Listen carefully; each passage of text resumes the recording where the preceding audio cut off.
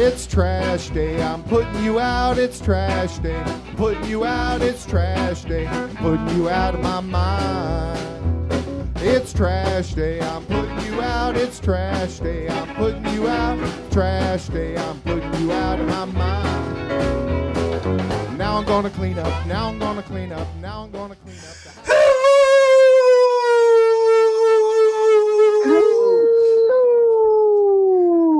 I was waving my hands as well, Jenks, by the way. That's how excited I am for the Crushie Awards. I had the finger going. The finger wave was going over here. Oh, you did the original. The original, the best version of it. Nice. Welcome to Can Crushers Wrestling Podcast. I'm Mark the Mark. He's Sir Michael Jenks. This is the greatest show of the year for the weekly wrap-up show. I don't care what anybody says. It's the whole year wrap-up show. It is the motherfucking Crushie Awards. Less than a minute into the show, I'm MFing because Jenks, we're recording this not Sunday morning, not Saturday afternoon. We're recording this late Thursday night, and we've all been into the bottle or the can or whatever you want to say, right? Yeah, we are literally crushing cancer, ladies and gentlemen, and it's fantastic. Yeah. I am 2 in thus far, and I have 2 in front of me because before we get to the crushies, we do have to piss people off and tell you what we've done over the last couple days. And then I have a work story that I may not be working for a while. Uh-oh. Yeah. And then I have to call the wrestling community out. So, my first drink I had, Jenks, was ranch water. Have you had that? It's a seltzer. I have not. That sounds, I'm going to be completely honest, blind hearing. That sounds horrible. It was delicious. It was prickly pear. It was delicious. I started light. I started off a little bit light. Okay. All right. So my first was a coffee with Bailey's in it. So I was putting coffee and some Bailey's cream in there. Wow. Fantastic. Good thing you had off all day. Clearly. Oh, yeah, it was fantastic. Yeah, it was great. Noon came pretty quick here. Nipping at the bud that early. I started light. It's a seltzer. Then I had a caramel apple. It was called Blake's Caramel Apple Hard Cider. Delicious. Delicious. Now, see, that sounds good. I'm a sucker for anything apple, so that sounds really good. I did crack open a Great Lakes Christmas Ale here in Parts Unknown. I've down that one, and now I'm on to a peppermint chocolate stout called Holiday Magic from Empire Brewing. So, see, I was going to go Christmas stuff, but the cool thing is I didn't have to stop at the beer store today. Oh, that is cool. Because we got a plethora of beer given to us from our lovely customers on the garbage route. I mean a motherfucking plethora of beer given to us. So all I had to do was bring it home. Oh, that's fantastic. Yeah, so I saved money, and I have Yingling in front of me as well. But we'll be taking breaks, guys, because we have to go to the phones because we have a four phone calls for you guys to listen to that's called in. I haven't listened to them completely, Jenks, in editing, so I don't know, but I know one is goddamn priceless. So I haven't listened to anything, obviously, because you've been doing all the editing, but I've heard rumors that one is priceless, and I'm not sure if it's the same one or if it's just, is it? Okay, so we're just in for a treat, ladies and gentlemen. That's all I'm going to say. Priceless with the air quotes, priceless. Not like, what was it, MasterCard or whatever was the one? MasterCard, yep. Yeah. So, along with getting a plethora of beer today on the old garbage route, one of my very elder favorite customers was hanging out, so I'm like, I gotta jump up because it was driving time. I gotta jump out of the truck and see her. I literally jumped out of the truck like a jagalone, and I fell down the steps, and then I was right on the curb, and then I fell under the truck, and now I have my left ankle up in one of those hard casts because it's a possible torn ligament in the ankle. We don't know because it swelled as bad as my knee right now. And I'm going to work tomorrow, even though I'm drinking tonight. Are you serious? What? Because I'm an idiot. You barely see this grandma, essentially we call her, out during the year, and she makes a point because she made us some kimchi and some no-bake cookies and some like banana muffins. I mean, she gave us a spread of junk, and I mean junk in the good way, like just for you to get fat off of. And I'm like, oh, she's out, so I have to jump out and see her. Well, they got the stuff, the guys on the back, and they wondered where the hell I was. After I gained myself, I'm hobbling in the back. They're like, what'd you do? I'm like, I just fell off the wall. Oh. Yeah. So were you nipping at anything before you went on this route, or just? This was at 6 o'clock in the morning, for the love of God. So no, I did not. I just had my normal Dunkin' Donuts coffee with the Italian cream in it. That was it. Oh, what the hell did they spike that with? I know. So in a pain level, where is your pain at right now? 27. Oh, it was 27. The couple beers that I've had, and I did, Mark always has to do a shot of Maker's Mark essentially before any podcast that he does. Right. I'm probably down to a 8 right now. And by the end of this podcast, I'll be able to be putting figure 4s on people. I'm sure. Your family better watch out. They're working, for the love of God. They might find me passed out in the studio. What a find. Hopefully you leave Miggy alone. They got bones, so they're working on their rawhide. Yeah, Santa dropped off their Santa Paws, that is, dropped off their pre-presents to show that they're on the good dog list.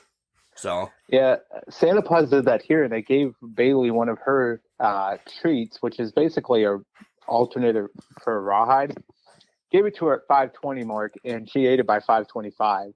Yeah, and I'm like, dude, I fed you. I don't know what your deal is, but she just tore through it like nothing. So these dogs go through these treats that we give them every once in a while like crack. Yeah.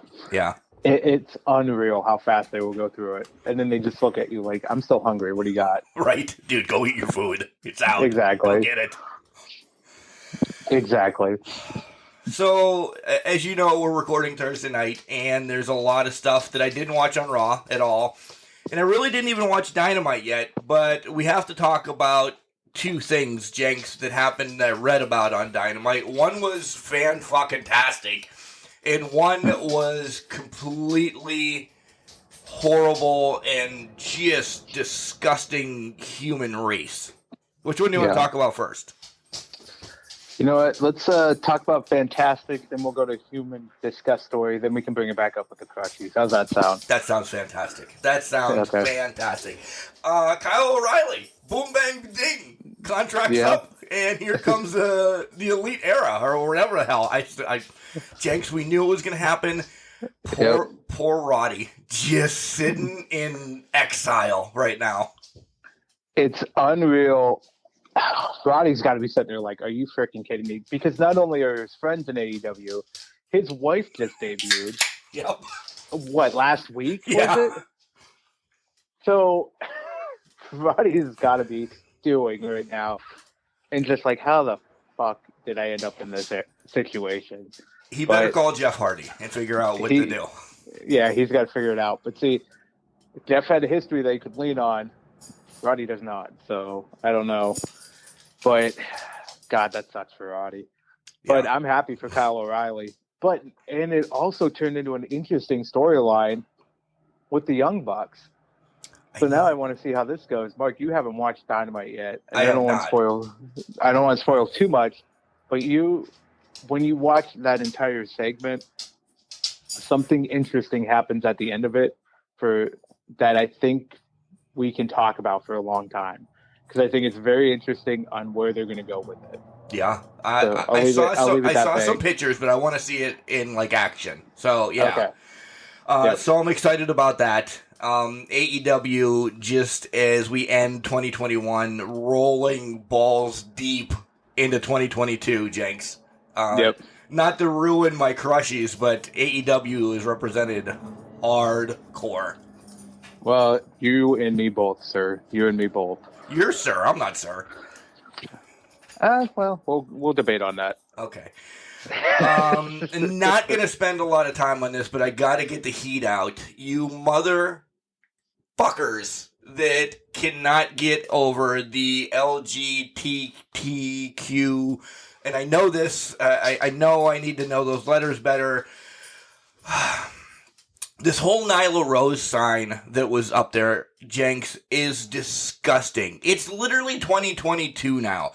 And we talked a little bit about it before we came on the air about how it's disgusting. Homophobic, transphobic, I'm not, just any phobic. People, do your work.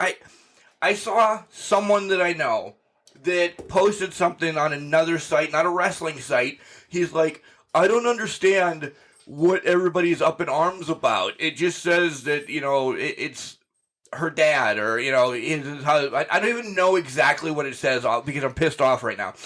But it's just, she identifies as a woman. To say a remark like that is completely disrespectful. I did see Nyla flip the person off. Cool for her. They were kicked out of AEW. And Jenks, for me, I hope they're blackballed from AEW. Not just kicked out last night. Like, they have a strong rule for the whole community, gay, that whole community, trans community. They don't deal with that shit. One of their first people up, and that was spotlighted for a long time before they got a bigger roster, was Sonny Kiss.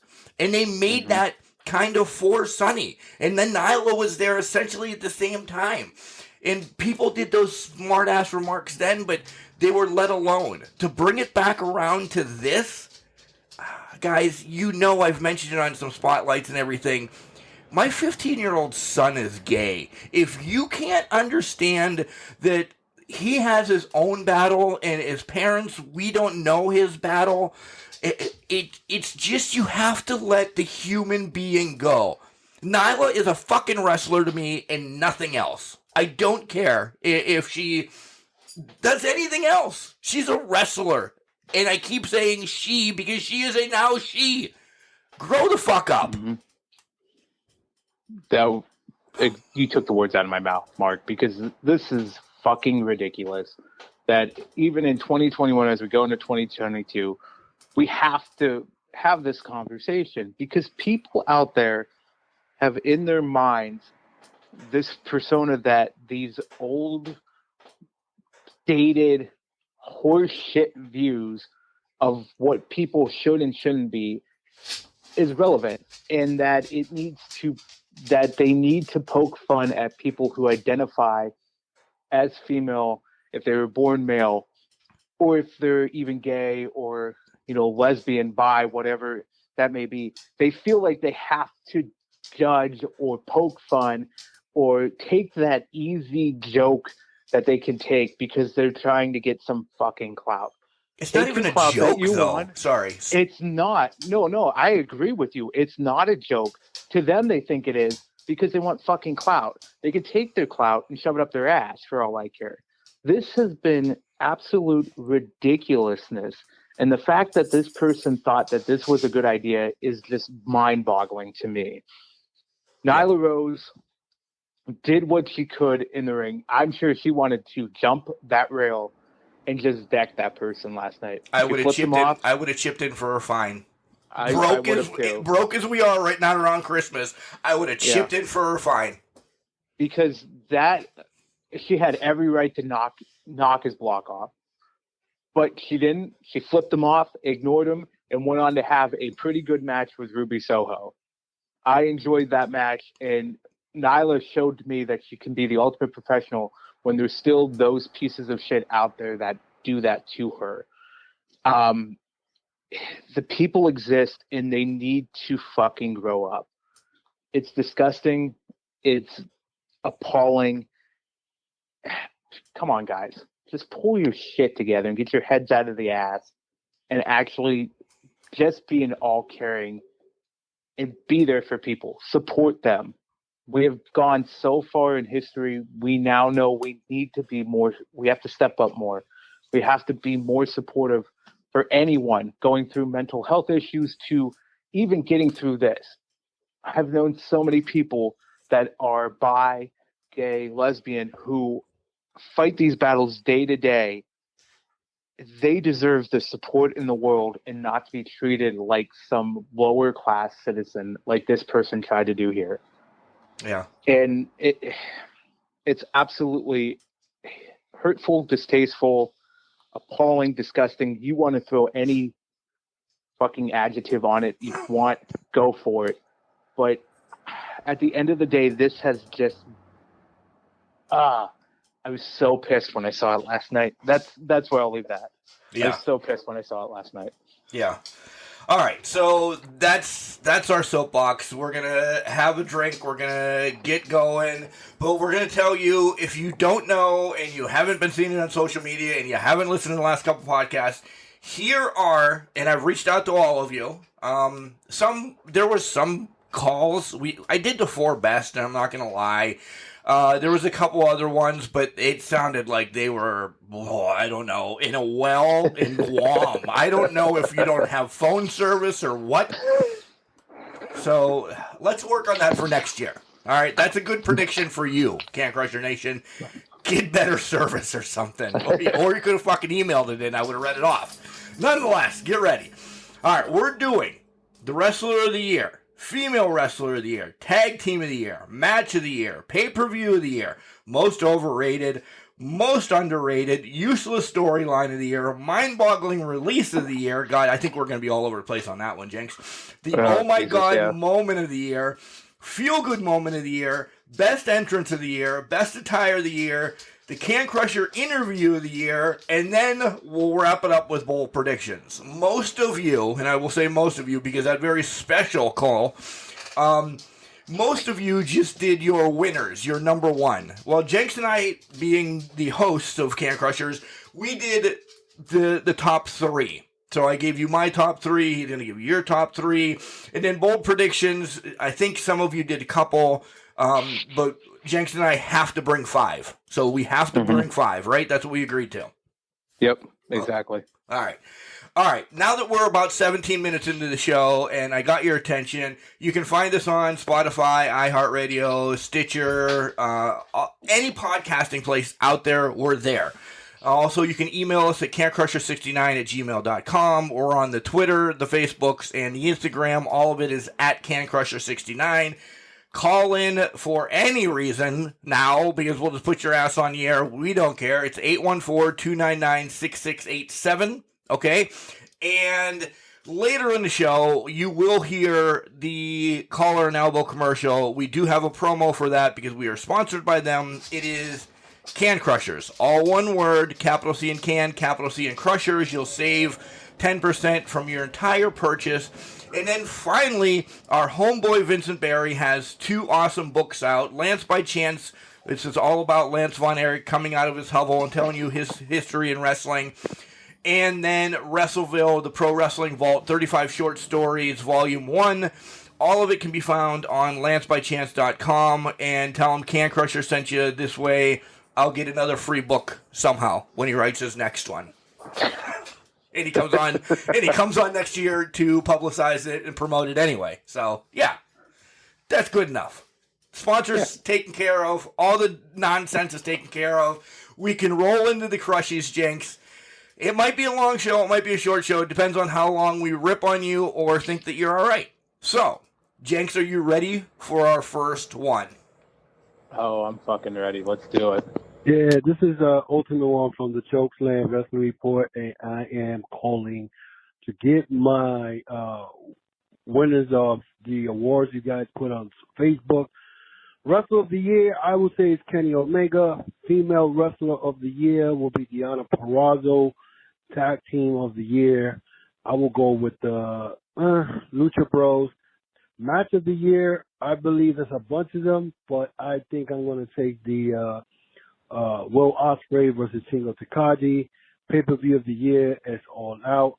Most overrated wrestler right now, I'm going to go with Roman Reigns. Most underrated, I would say, is Brian Cage. Useless storyline of the year, anything that has to do with the 24/7. Mind-boggling release of the year, of course, will be Karrion Kross. Oh my God, moment of the year was the Brian Danielson versus Kenny Omega. Saw that live. Field goal moment of the year of the whole All Out pay-per-view with Adam Cole, Brian Danielson, and Ruby Soho showing up at that pay-per-view. Best entrance of the year goes to Karrion Kross, of course, and his wife. Best attire of the year. Wow. That's going to be hard. I would say Karrion Kross when he used to come out. Can't Crush interview of the year. I don't remember anything of any interviews there. And both predictions for 2022, I would say that we're going to have probably Kenta show up at AEW and confront CM Punk because that's a match is due. So it's going to be the go to sleep versus go to sleep. So again, thank you for allowing me to leave a message in the Can't Crush the Wrestling podcast. I follow you guys on Twitter. I definitely check out your podcast. All right, so that was Ultimate One from the Chokeslam Wrestling Report, and he follows us on Twitter. Jenks, we can talk about all of them, but one of them really pisses me off right off the bat. Can you guess which one it is? I feel like there's a couple that pissed me off. So which one pissed you off? He doesn't know anything about our Can Crusher interviews? Dude, if you follow us on Twitter, they're posted every Wednesday at like 6 o'clock in the morning. They're there.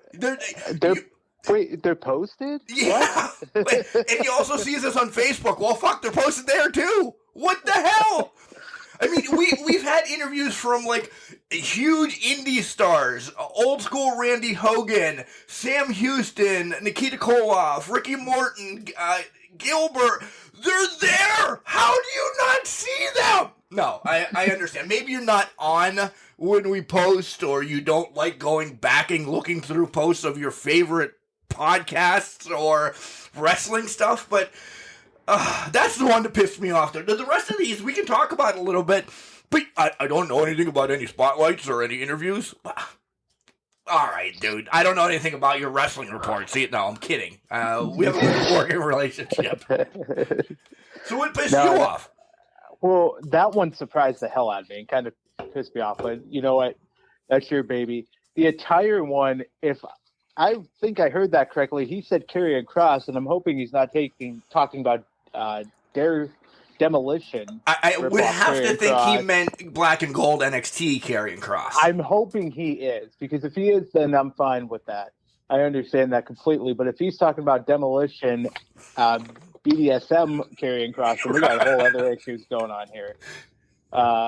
But those were the two that got me. He had a lot of good. I think he had a lot of good ones. You know what? The useless storyline, I'll admit, little spoiler for my list, I didn't even think about the 24/7 title.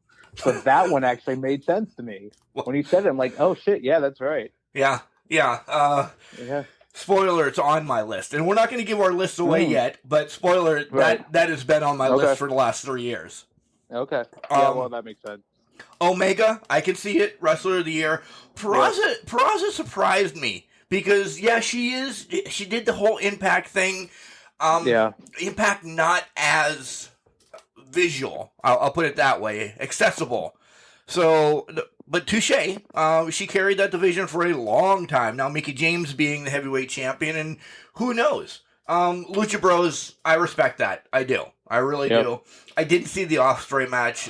Sorry. I am subscribed to way too many other wrestling things that I don't get New Japan, and there's sometimes I catch clips, but yeah. But what do you think about the Brian Cage being underrated? Because we've kind of had this conversation before, Jenks. Is he underrated, or is he right where he needs to be? Because I don't know. There's times that I love him, and then there's times I'm like, dude, you're not doing anything for me. Yeah, so without spoiling anything that I have going on later on, I would say that one kind of surprised me as well, as Brian Cage underrated. Essentially for the past couple months, he's just been missing in action. I don't know where he's been, and I don't know if he's off the pay-per-views, if he's on Dark or Elevation. I haven't seen his name pop up. He hasn't popped up on any show. So I just feel like at this point in time, you can't be underrated if you're not showing up on the shows. If you're not being booked, what are you doing? And I don't know if that's a choice by Tony Khan or whatnot. For me personally, where's Brian Cage and what exactly is he doing? Are we just in a waiting period here? What's going on there? So that one kind of took me back, saying he was the most underrated. And I also want to see how many people that we screw up, because he said Daniel Bryan, but meant Brian Danielson. Right. So everybody listens and knows that that's our big mofo of the week every week, because that's that's our big MO. We don't know what to call him. Yeah. He is Brian Danielson, but he's also been he's been Daniel Bryan for 25 years, you know? I will tell you this, Mark. I think my New Year's resolution is just call him American Dragon, and I should be fine. That would work. If we just call him American Dragon, we should be all right. That would work. So, I like the call overall. I do. A couple that could be on my list. Of course, we have 3 compared to you guys having 1. I'll beat that to a dead horse by the end of the show. But yeah, some of these people made my list. Some, not so much. Yeah. So. No, I agree with that. All right, let's take a time out, and we'll have somebody from our list of teasers pop up, and when we come back, we'll have another phone call leading in after the teaser. Jenks, are you ready for number 2? I always am. This is the hardcore icon, Just Incredible, and you're listening to Can Crushers Podcast. Now, that's not just the coolest, and that's not just the best Can Crushers Podcast. Well, that, my friends, is just incredible. Hey there, my man. This is Colin Maines. I've been on the show a couple times. You may or may not remember me. I say I'm just calling in my list, so I don't have every category, but I have most of them covered due to working 2 jobs, and one of those jobs being traveling all the time. Obviously, I can't catch as much wrestling as I would love to now, but here are mine. The oh my god moment of the year. It isn't even a match. It's was Bryan Danielson's / Daniel Bryan's AEW debut, and the reason for that being CM Punk I saw as like he's coming back. You know, you hear things through the grapevine, but I really did not expect Bryan Danielson to jump ship, especially after main eventing at WrestleMania this last year, but also after everything in the past with, you know, WrestleMania 30, and like it just seemed like he was going to be staying there. So I was really surprised by that. Like, I was truly lost for words. Now, speaking of CM Punk, entrance of the year. And that was like one of those, oh my God, it's happening moments. Like, there was hints through the grapevine, but to see him come out to his music and to see all the fans, including Mark, I know how big of a fan you are. I believe I instantly tagged you in it as soon as I saw it. I'm sure like you got tagged like 20 or 30 times when CM Punk came out in AEW. I was like, it's happening.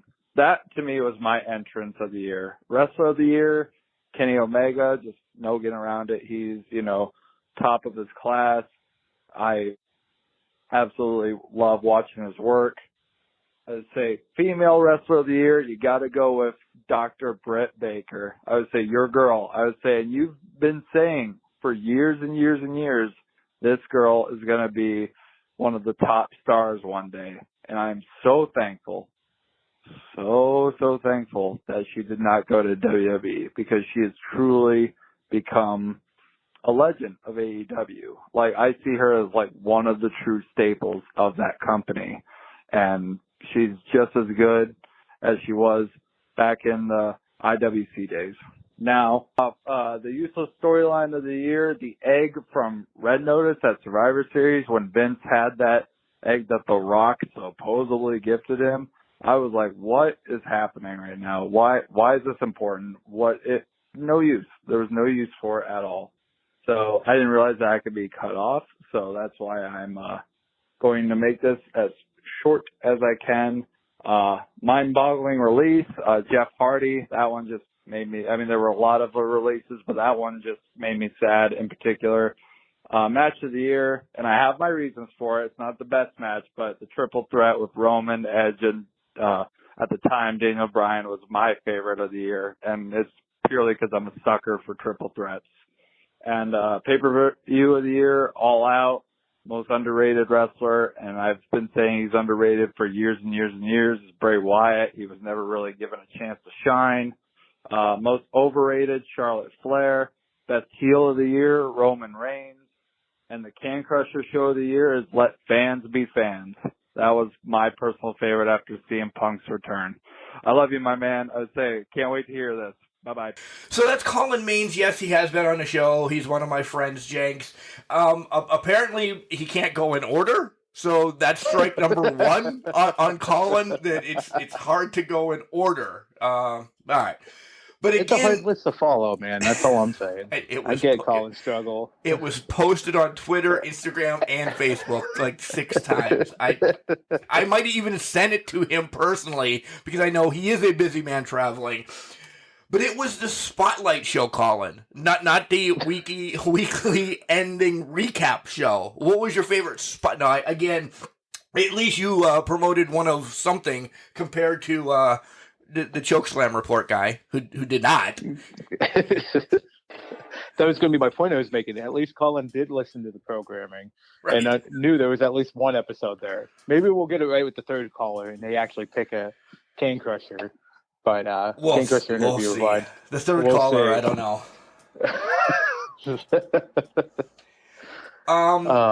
What are you? How about you go first this time? What are some of your other takes on Colin's half list? He only missed like 2 more. He didn't make a prediction. Yeah. He didn't do the entrance, and I don't know what else.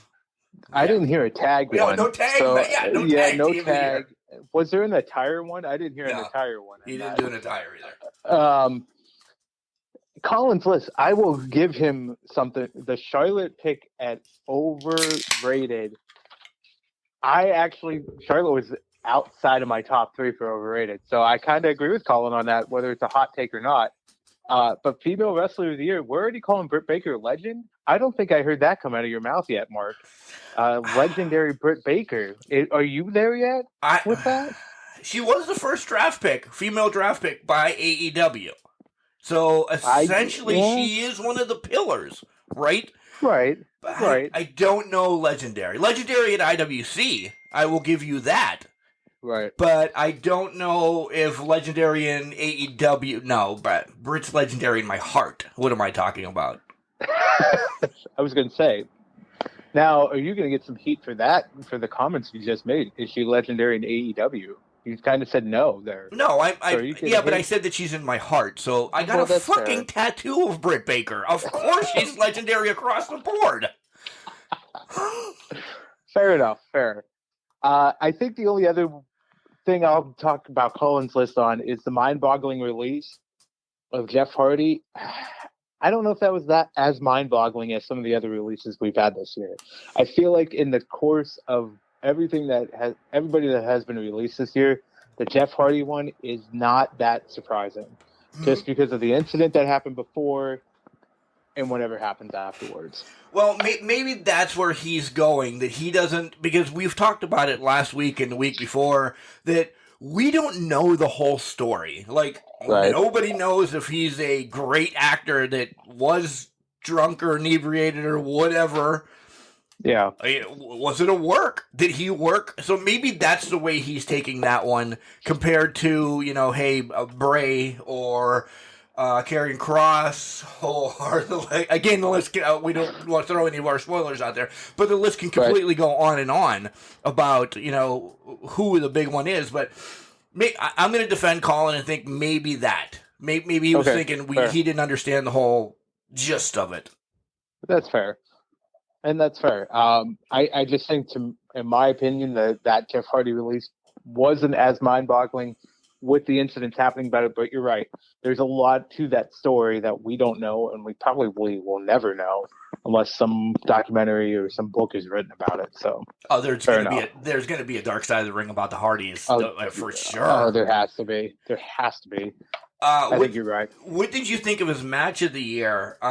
Personally, I'm never a big triple threat or triple threat guy. So Roman, Edge, and Daniel Bryan at that time, we got it right. Do you think it's up there with some of the matches we've seen in the last 2 months at AEW? So, without giving spoilers to my list, it is in my top 5. You have a ton of fucking spoilers for everybody. Do you not know how to double talk around shit? I do know how to double talk around shit. Top 5, I have a top 3 list. Not saying it's in it, not saying it's out of it, but I did consider that match, well, first of all, it's the best match WWE put out all year, in my opinion. Wow. So before we get into the spoilers, that's where I kind of lie on that, is I think that match was up there as one of the best matches of the year. So I don't hate on that match. Okay. I don't have a WWF match or WWE match in anything. All right. No, it's a lie. That's a lie. I do. It's historical. It could be a crown jewel. Oh. So, okay. Yeah. All right. Because I was shocked that, nobody brought up WrestleMania yet for the fans coming back in an hour rain delay out of our 2 callers, or even because Bleacher Report has given a lot of love to the Crown Jewel card. Yeah. It was good. I mean, it was one of their better Crown Jewels. Brock didn't knock himself out. Goldberg didn't, knock himself out. I mean, yeah. Yeah, that was a good pay-per-view. Excuse me, the WrestleMania one. I guess I'm not surprised that didn't come up more often. Split into 2 nights. There wasn't. I mean, night 1 was way better than night 2, so I think they kind of conflicted each other a bit.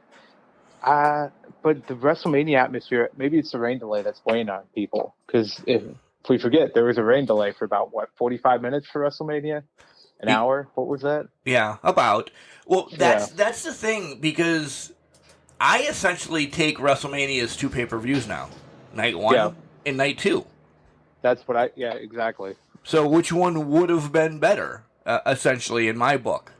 I don't know. Well, to me, it's definitely night 1. Night 2. Yeah, but I'm saying, and I hope we're not, again, this year we're going to have 2 nights as well. But do you like 2 nights, Jenks, compared to, I'd rather have a knockdown, drag-out, awesome show. I mean, we don't have to have 18 fucking matches. I'm sorry, we don't. Just put your big stuff up. It worked.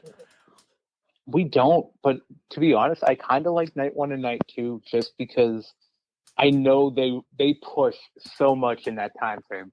And in years past, we've seen them put 5-6 hour shows on, and it's just like, good God Almighty, let me go. But yeah, the New York one was unbelievable. People were leaving at the main event. Oh, yeah, because it was so ungodly long. And I remember WrestleMania 32 in Dallas being ungodly long as well. So I like the concept that they're doing the 2 nights for it if they're going to push that much content at us. But I'm agreeing with you, Mark. If you put your best matches out there, you can considerably cut down what the pay-per-view is and have just maybe the best 6 matches. Go their time limit, you'll have a 3 to 4 hour show. And it'll be fine. First thing in the top of my head is, one, we don't need any 24/7 stuff at WrestleMania. Yeah. And essentially, maybe you carry over or do the Andre and the Women's Battle Royal some other time, because it is definitely a bathroom break thing. Because name the last 5 Andre the Giant Battle Royal winners that have done anything after they've won it. Couldn't even tell you. Do you care? At this point, no. Right. I'll tell you this. I would have cared year 1 with Cesaro winning it because that was good. When Big Show won it, I lost all interest in it. How about when Mojo won it? And to be honest, I forgot about that. Now and Gronk was involved in that. Now I remember Gronk was involved. Didn't he? He was involved in Jinder's elimination. Yeah. In some capacity. Yeah. But see, here's the thing. I'm fine with those battle royals being on the kickoff show if they put actual matches in the main card. But they don't do that. Right. for some reason. I completely agree with that. All right, Jenks, let's hear from another legend to take a little break, and we can down another beer and talk off air. And then when we come back, we'll have a priceless phone call from one of our favorite Can Crusher Nation listeners. I can't wait. Hey, everybody, this is Gilbert, WWF's longest reigning light heavyweight champion. And you're listening to Can Crushers Podcast, the best guys there are out there. Hey, Mark and Jenks, it's Cody with 40-Year Dash, Jenks co-host on that podcast. I wanted to call in. I got called out at the end of your episode there last week. I want to make sure I got my predictions or my awards, my crushes, my nominations for your category. So first off, rest of the year, I put Bryan Danielson, Daniel Bryan, either way, whatever Jenks wants to call it this week. The next one, female rest of the year, I put Bianca Belair. Tag team of the year, I put FTR. No one's better than them in my opinion right now. And then after that, pay-per-view of the year is the next category I have down here, and definitely All Out.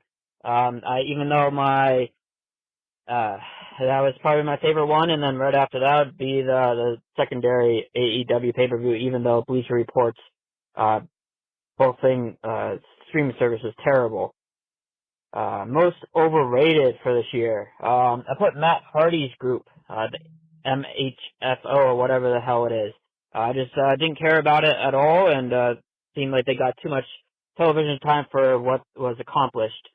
Most underrated, I don't know if he can be considered underrated, but Miro, I think his promos have been getting better each and every time, and definitely one of the most entertaining people and time of the whole AEW this year for me. Useless storyline of the year. I have two. So Matt Hardy versus OC, Orange Cassidy. Once again, going back to the most overrated or most overused and useless. I think that feud didn't do anything for anyone. And then also I put down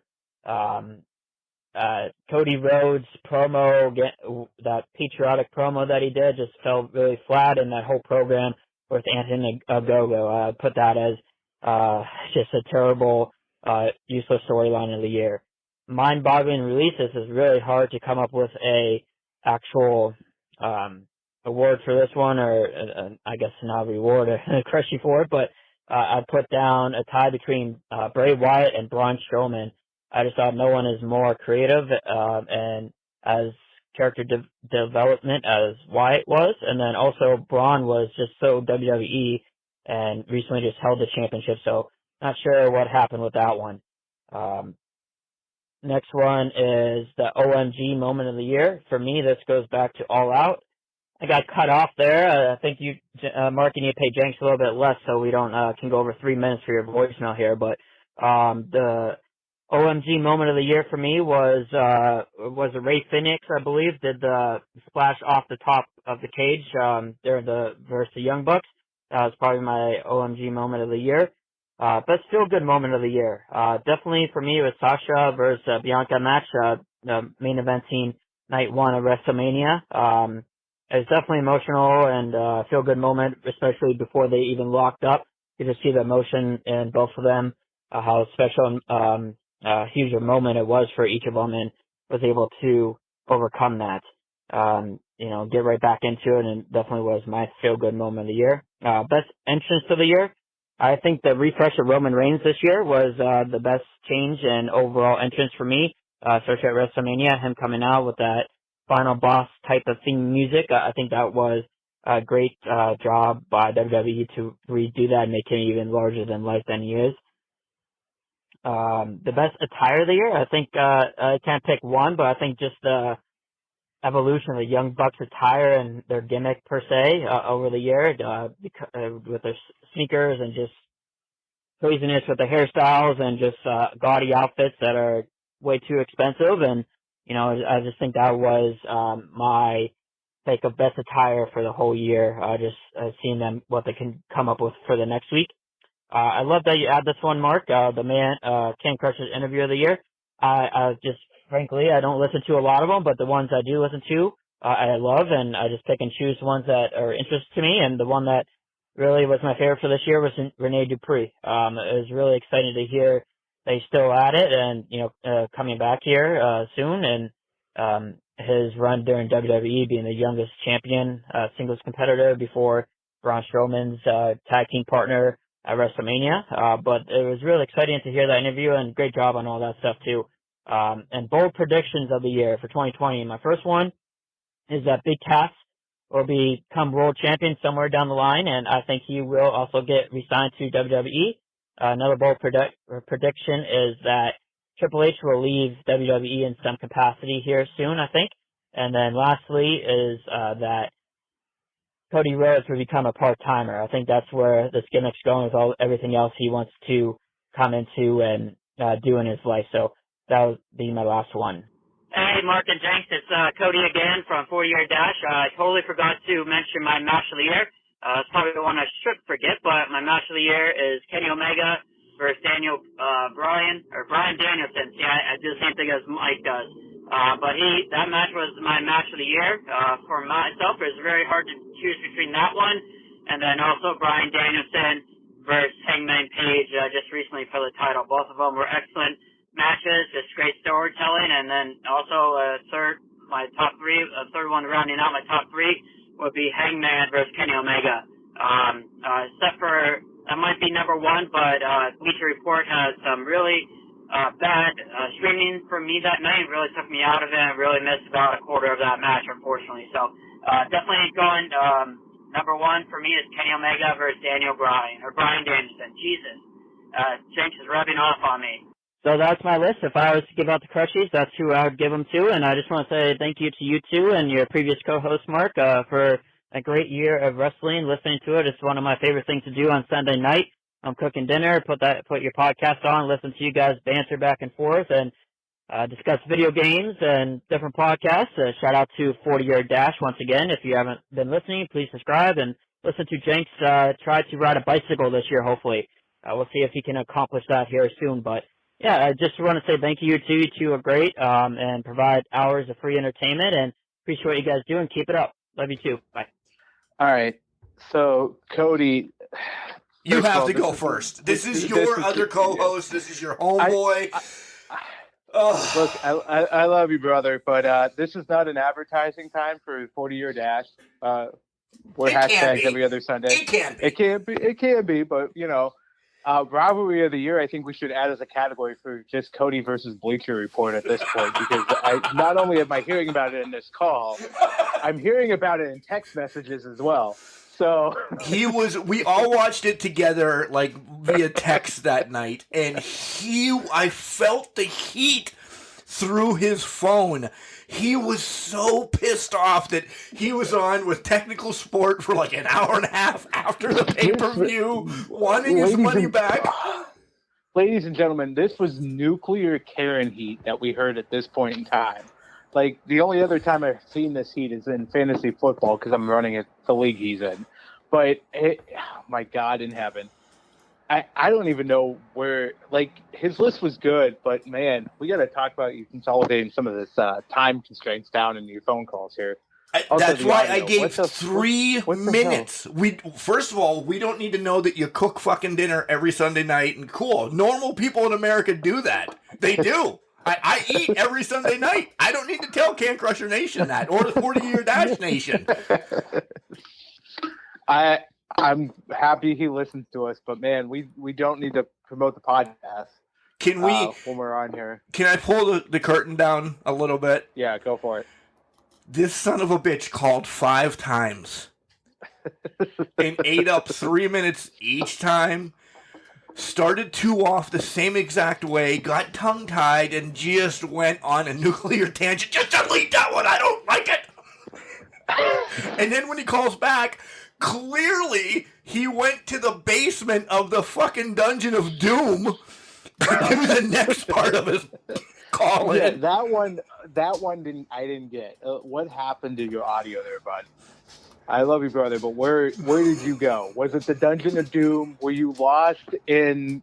I don't even know where the hell you were lost. Did a doomsday device hit and you were just wiped out completely? What the hell happened there? He just got done running a turkey trot when he called the 5th time. It must have been. It must have been.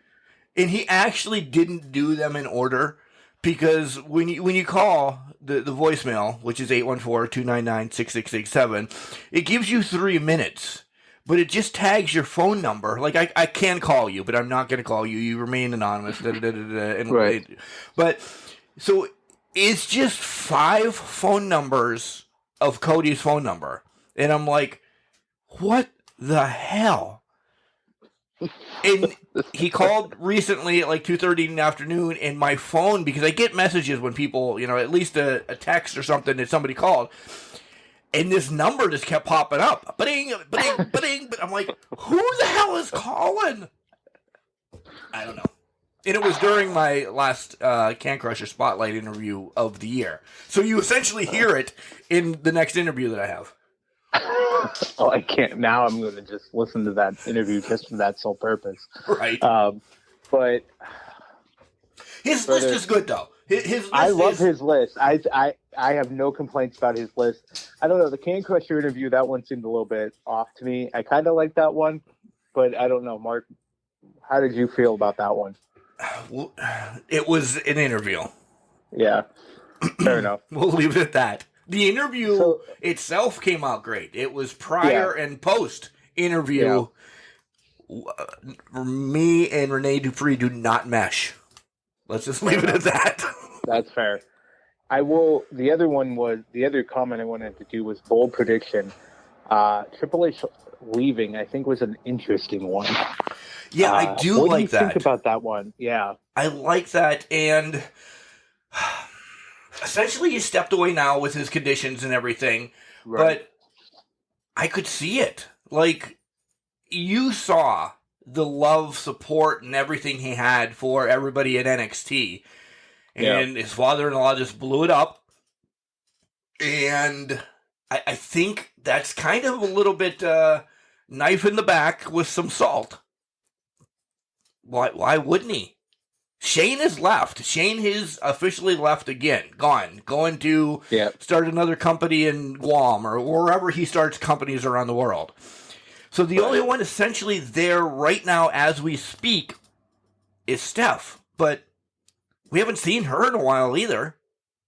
It's just Vince and his homeboys, Bruce Pritchard and, whoever wants to make a ton of money for a month and then he fires.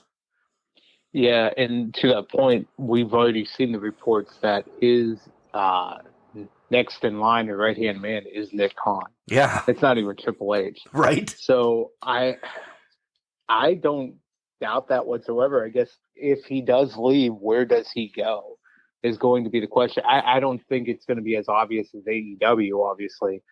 But could it be an ROH that is on sabbatical and then coming back and he comes in and he's a part of that? Does he go? Where does he end up? I don't think it's going to be in a wrestling capacity. I think it's going to be more in an admin or executive capacity.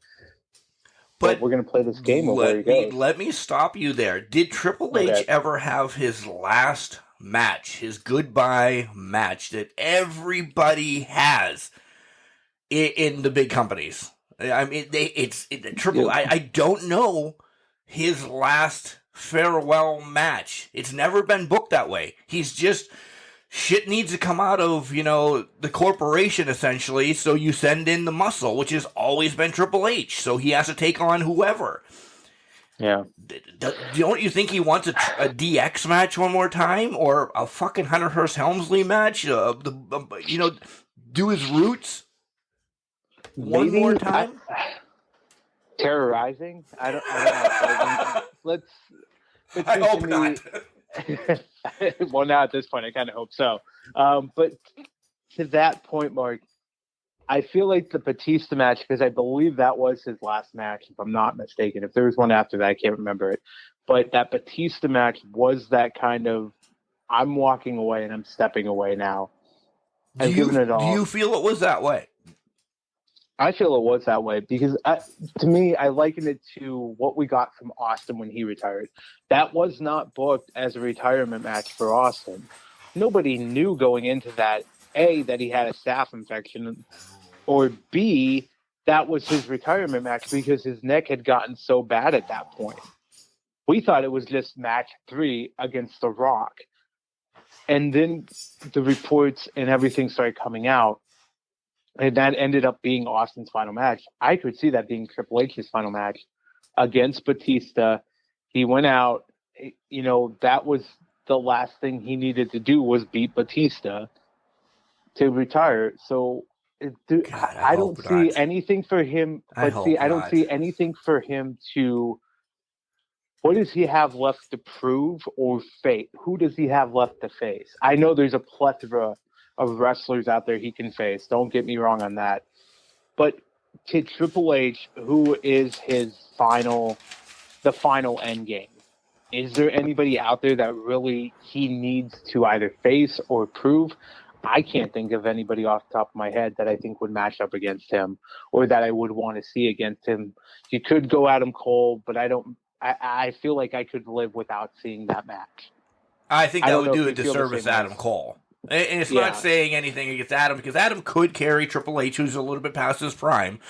Right. But I think he just has it in his blood that I think at some point, unless, and I'm not saying unless this health scare is like a legit, it is a legit thing. Right. Unless that it's like you cannot. It's not a sit around for 7 years, heal your neck up or anything like that. This is like, if you take the Stan Hansen punch to the fucking heart, you're dead.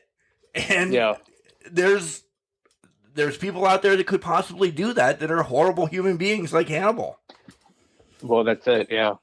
Well, and that's a fair point. You have to, if he takes a final match, it's got to be against somebody he trusts. Yeah. Who would it be? That's the thing. You know what I mean? It's got to be somebody young, because I don't want to see him in HBK again. No. God, no. No. So here's the thing. If the Saudi Arabia match against Undertaker and Kane had never happened, we would be having a whole different conversation right now. Oh, yeah. In my opinion. But that happened. So now we're sitting here like, no, we don't want to fucking see that at all. Yeah, that's documented. Walk away from that. That's documented. That happened. Don't go back to that. Yeah. I the only person I could see him have a match against is Adam Cole. And again, to your point, that's not fair to Adam Cole. And that does that could be damaging to him. And it's nothing against Triple H, but I don't think he'll be able to do what he could do before now, since the injury, since the heart issue, since all of that came through. Let's stay on this for 1 second. Does that happen after Vince gives everything to Nick Khan or Disney or whatever, and then Triple H is essentially released from WWE? He does a one-off. Does he go to AEW? Does he do that? Like, how the fuck does Thanksgiving dinner go on? I know Vince isn't involved anymore, but I couldn't imagine that. I can't. Well, that's where my head's at. I can't see him going to AEW because, let's face it, whether anybody wants to admit it or not, that is their main competition. Excuse me. Now, if Triple H showed up in ROH, that one I would buy. But who would he face in ROH? There's nobody in Ring of Honor right now. No. That would even excite a match against Triple H. I think in time, and I don't think Triple H is hurting for money, but I think that he honestly, this could just be me, my mark for Triple H and my nonsensical mind about 4 beers in, that I think he actually does care about the fans. I think Triple H could and would do like an indie tour to the bigger ones. Maybe not like GCW to, get all blooded up or anything, but like IWC in Pittsburgh is huge. There's a million people that have come out of there now or bypassed through there. There's other ones around the nation as well. Future Great, all of these pop back in maybe because him and Al Snow are boys at OVW to do something. I could see Triple H doing that because I feel that Triple H isn't a giant jackass and he actually cares about the fans, and I think he's actually hurt personally from the whole NXT thing. I would be. No, I completely agree with that. there was no reason this whole new branding of NXT should have happened. We know, we've heard reports that it was because NXT could not beat AEW when they were head to head, but there was no reason for this to happen. They were beating the other two shows of your main fucking brands, so run with something. Yeah, exactly. I could, you know what? If he does an indie tour, that's up to him. Imagine him ending up at. By the way, I would go too. I'd show up. He would. Well, he could be Paul Levesque at that point, because that is his actual given name. I don't think he would go back to the terrorizing gimmick. But where does he show up? Is it at Starcast, right? Or what is that? Yeah, the one around Double Starcast, Celebfest, Starcast, WrestleCade, things like that. WrestleCade, yeah, exactly. Even imagine, what was it, 2 years ago? The Undertaker was signed up for Starcast, and he had to back out because of what Vince's perception of it was, because it was at that time they had considered it an AEW type programming, or it was aligned with AEW. They had the stars there. So Triple H showing up at Starcast would just send ripples throughout, just wave pools or tsunamis, if you will, throughout the ethos of the wrestling community at that point. Jesus, the word word. Get under it. You need to drink more. I'm trying to. I'm already on beer 3. So, but that's kind of where I'm at. I did like Cody's, and maybe it's that useless that I forgot or hope it just discontinues the whole Matt Hardy Family Office network on Peacock or what. I just do not pay attention to them. So maybe it's that useless that's one of Cody's, strongholds there. Yeah. No, I completely agree with that. Hearing that is a valid point, because even last night they announced the match for Rampage, Jungle Boy versus Isaiah Kennedy, and Cassidy, sorry. Isaiah Cassidy, and I'm sitting there like, I don't care about this match. Yeah. I already know Jungle Boy's going to win it. There's nothing there to appeal me. So why am I going to watch it? See, I even got his name wrong, so why am I going to watch it? Exactly. I like but I don't know. Yeah. Big Cass getting re-signed by WWE and being a champion. Yeah, I could see it. He's got the Vince McMahon build.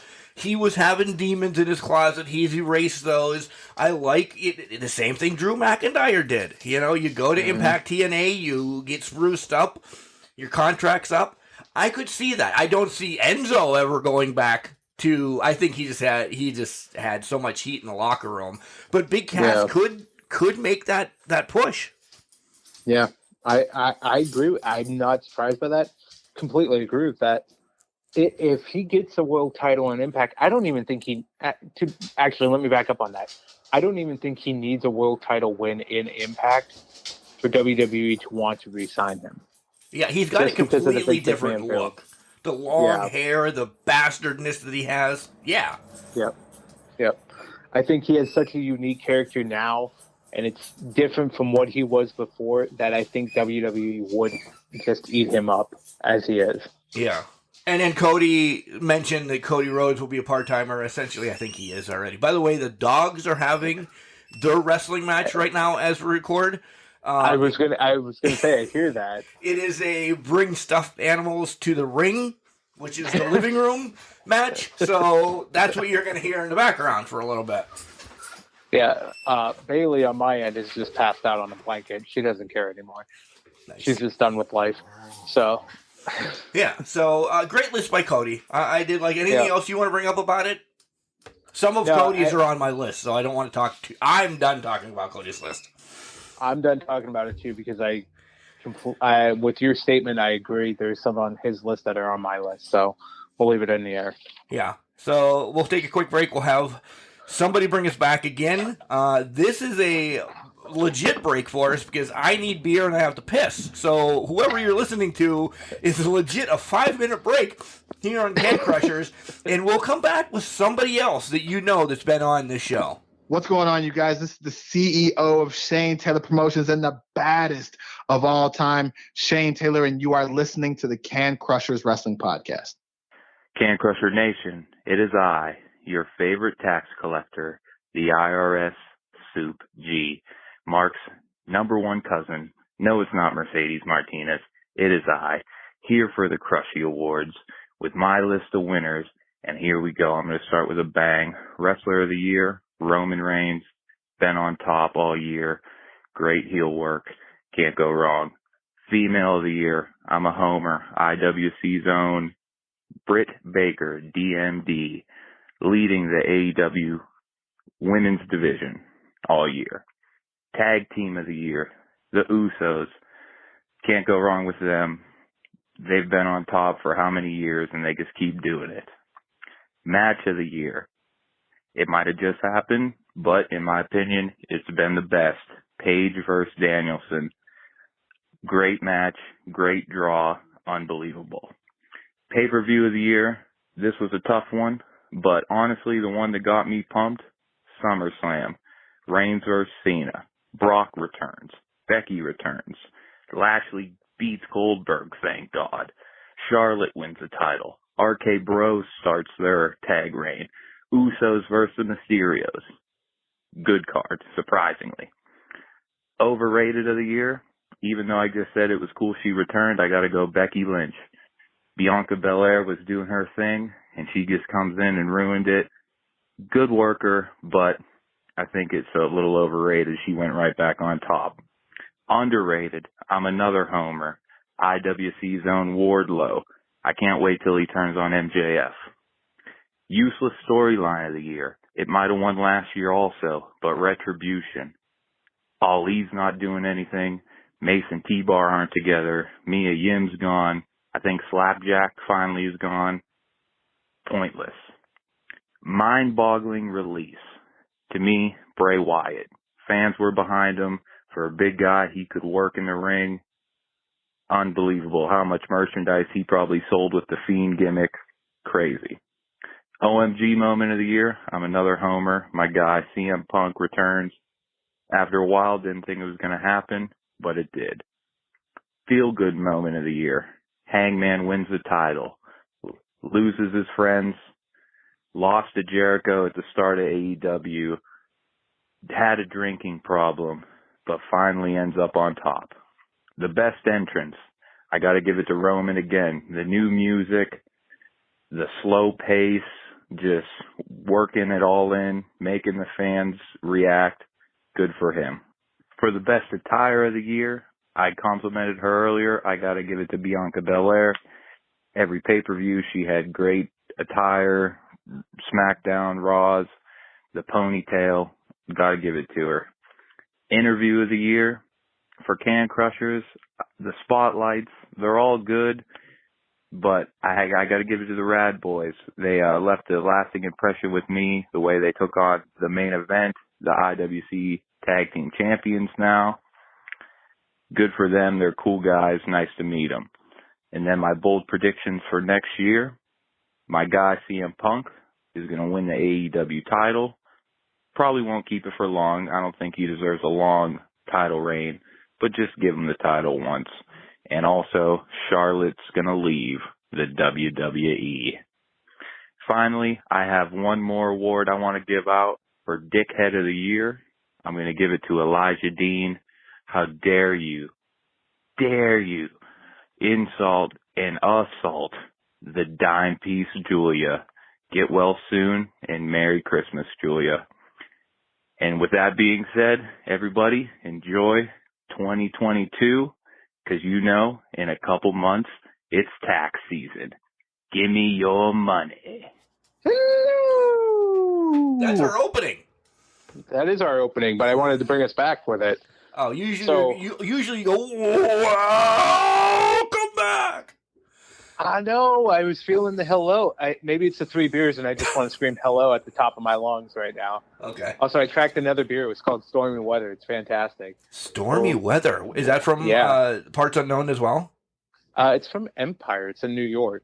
Okay. So Empire Brewing Company. That's where the peppermint chocolate stout was from too. So It's a cranberry orange peel type white ale. I stuck and stayed with Yingling. I am through the 12-pack that I got for free today, along with the other drinks that I've had.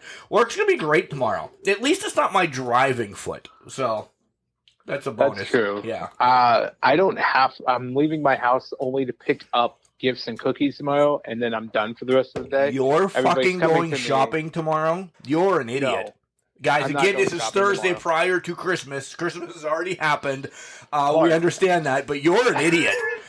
I'm not going shopping tomorrow, so I'm not an idiot. I just have to go to people's houses and pick up gifts and presents and cookies to bring to my house. Oh, okay. So that I can set up the lovely spread for the activities that I'm hosting tomorrow. So that's the only thing on my list tomorrow, and then I can shotgun beers all night long, which my cousin is subliminally sending me in text messages about right now. So that's fantastic. You also got a text during the podcast from somebody else, didn't you? I did. Actually, from our third caller, Mr. Cody, just worried that we were going to rip apart his picks. Sir, He's from the 40-year dash, right? He's from the 40-year dash, I believe. I think so. Anyways, but yeah, we're not calling out your picks. We're calling out your amount of calls and errors that you made during those calls. That's about it. So you guys know that Soup is my cousin, but come on, Soup. The number one, I'm taking Mercedes Martinez. And then I also have Damian Priest, which was Punishment Martinez. So essentially, you might be. No, you're number two. Because I don't wave Damian's flag a lot. I don't. So, yeah, you could be number two, but it's Mercedes Martinez. Come on. I'm not getting a Soup tattoo. I know I'm going to be getting a Mercedes Martinez tattoo. But why are you not getting a Soup tattoo? What would I get? A Campbell's can? Well, that was exactly what I was thinking, but that's beside the point. Right. So Soup is he's WWE heavy across comparative to other people. He is. I did the match of the year, Paige versus Bryan. He kind of strayed away from that, and Britt Baker, obviously, and Wardlow. But yeah, you're right. Very WWE heavy, very much laying in that realm. Was there any in that list that surprised you or you had qualms with? Not qualms, but okay. I think he might be the first person to call out the fucking Becky Lynch return. Yeah, he was. Yeah, like that was actually the one I was going to call out. So overrated. I think about it. You know, I never thought about it until I heard what he just said. But yeah, I mean, I was not a fan of the 26 seconds. I wasn't. So, nice call on Soup. He's been pretty good. You can go back and listen to other Crushies. He's been on live with us, actually. He also picks stupid shit to happen, like titles are going to change hands in 2022. So, of course, he's going to get his fucking projections right. Right. But, go ahead. But I want to go off that Becky Lynch one. I don't consider her overrated. We talked about this. I didn't mind the 26 seconds, but if they built it right, or Bianca comes back and takes the title from her, and there's a whole transformation around it, I think that still can happen. I don't consider Becky Lynch overrated. I think they brought her back way too early, but I don't think I consider her overrated in that aspect. So that would be the one I disagree with him on. And then he added his own. Like, clearly we should have Dickhead of the Year, Elijah Dean from IWC. I know you're not a huge IWC follower yet. I'm getting you on the boat, though. I know I'm getting you on the boat. You are. He attacked a woman. So yeah, that is a dickhead move. So I will give him that. Knowing that little bit about IWC, that should be a permanent category. I agree. It's going to be Dickhead next year. of the Year. Yeah. How can we do that? Yeah. Can we think of at least one dickhead when we release our awards here in the next couple of minutes? I'm sure we can. I've already thought of one. I did too. And it's pretty obvious, but okay. Yeah, I have mine. So we're good. How about CM Punk getting the title? Does he need it? Do I think he needs it? No, but I could see that happening, though. I could see them giving him the title for a short reign. Maybe it's the title reign leading up to MJF. Yeah, I don't know. I think we've said that a couple times. He gets it at some point, and then it's just it's that transition one. Yep. And Charlotte being gone from the WWE, I think the writing's on the wall, essentially. Well, yeah, especially with the news now that they're not Andrade and her are not broken up, that's just a whole other Housewives special in itself. Right. Whatever happens there, but yeah, I could see the writing being on the wall for that. I mean, I just don't know what else she has to do in WWE. So why not expand your horizons and go somewhere else to fight other people? Britt, especially since they took Chelsea Green, Deanna, they took them away from her. Yeah, your cousin, all of who were in the WWE, but they took them away by releasing them. Yeah, I think she has greener pastures ahead outside of the WWE, and could come back after she explores those greener pastures for like return matches and whatnot. But I think she's, and I don't know why I keep saying waving the flag on this one. Thank God it's called the Crushie Awards 3.0. I think she's steadfast behind her dad. Like, I think she's just going to wait out her contract because her dad is ripping the WWE apart right now on his podcast, how they're trying to erase him from history. Yeah. I think I agree with you on that. I think, but for most people, that would be the case. You would follow your dad's lead at that point unless something traumatic or something has happened in your life with that. But for Charlotte, it's just, who else do you have to face? You know what they've done to your father. You know what they've done to your fiance, ex-fiance, now fiance, whatever that situation is now. You know what they've done to people in the past. So are you just checked out mentally, and are you looking for either a release, or are you trying to wait out your contract? I can't remember how long she has left on her contract. I don't either. I feel like, yeah. So does she show up? I don't think she gets anywhere near like an ROH or Impact. She's not falling past AEW. Yeah. It's going to be AEW or bust at this point, because I'm fairly certain, maybe this is a bold prediction for 2022, but it's not one I wrote down. Ric Flair's showing up in AEW at some point. Yeah. It could be at any point now, because he had the Legends contract, which is a fucking bowl of cereal without milk, and be fine with it. Well, and that's it. And I'm pretty sure I can probably pinpoint a date he's going to show up, and it's not that far in the future from right at this point in time. It'll be revolutionary. Well, it could be just a battle for some belts at that point. Oh, that's true too. Yeah, that's even a better one. Yeah, because it's and then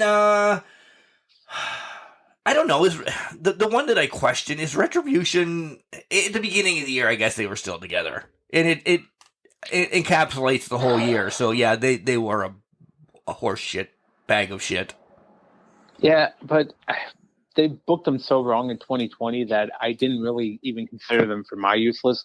I get where Super's coming from with that, but for me, Retribution was just booked wrong from the beginning, and it never had the traction to actually be a relevant storyline going forward.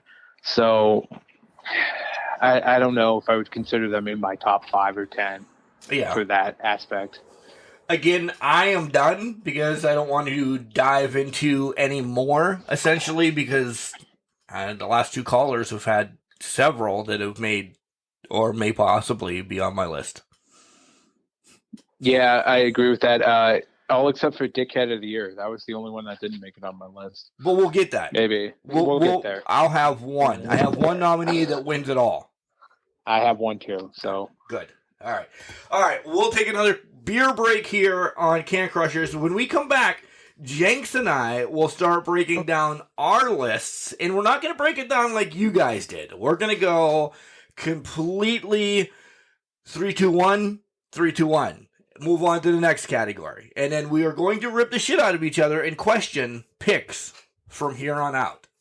Hey, this is former WWE superstar Duke the Dumpster Drosy, and you are listening to the Can Crushers Podcast. And welcome back to Can Crushers Wrestling Podcast. Now it's time. An hour and so into the podcast. Now you're going to get essentially the real winners. These guys are the pre-show before we come on and give you the legit crushies that we'll be passing out. And did you see, Jenks? We actually have a trophy this year. Did you see that trophy that I put on Instagram? I did see that trophy. It is beautiful. Yeah. I don't know how the hell we're going to pay for those, but these people, by the end of 2022, may get one of those. One person on this list may get one of those. We'll have to sell a kidney, but we'll get it to him. Yeah. That fucking trophy is probably $10,000. At least. Yeah. All right, Jenks. Are you ready?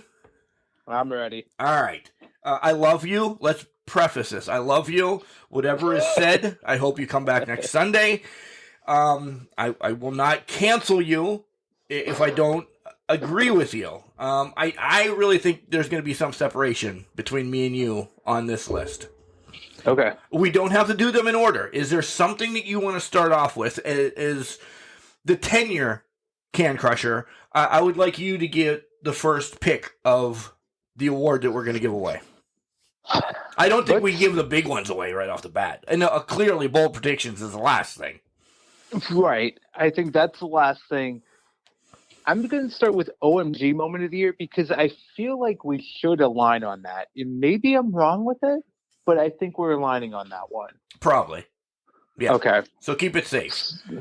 All right. On number one, we'll probably align. I'll tell you that. That's where I'm thinking we're going to align at. But okay. Yeah. So do you want me to start 3, 2, 1, or how do you want to go 3, 3, 2, 2, 1? Yeah, let's do 3, 3, 2, 2, 1, 1. Yeah, I like that idea better. So we're changing shit up on the fly again. Go ahead. Okay. So number 3, I actually have Cena returning because that was completely out of the blue, and that actually that was something that I didn't expect to happen. So Cena's return. I'll give you that one. I went a little bit different way on my number 3. My number 3 goes along with the Miller Invitational Tournament and the OVW Wrestling Show that took place in DuBois, Pennsylvania. Al Snow was on commentary. He got a bunch of sneezes going on, so he excused himself and then passed out and broke his nose in the baseball arena. Blood everywhere in DuBois. And I'm getting this on my walkie-talkie as I'm announcing, like Hollywood Haley J, that Al Snow has passed out and broke his face in DuBois, Pennsylvania. Well, this is fantastic. I had never heard this before.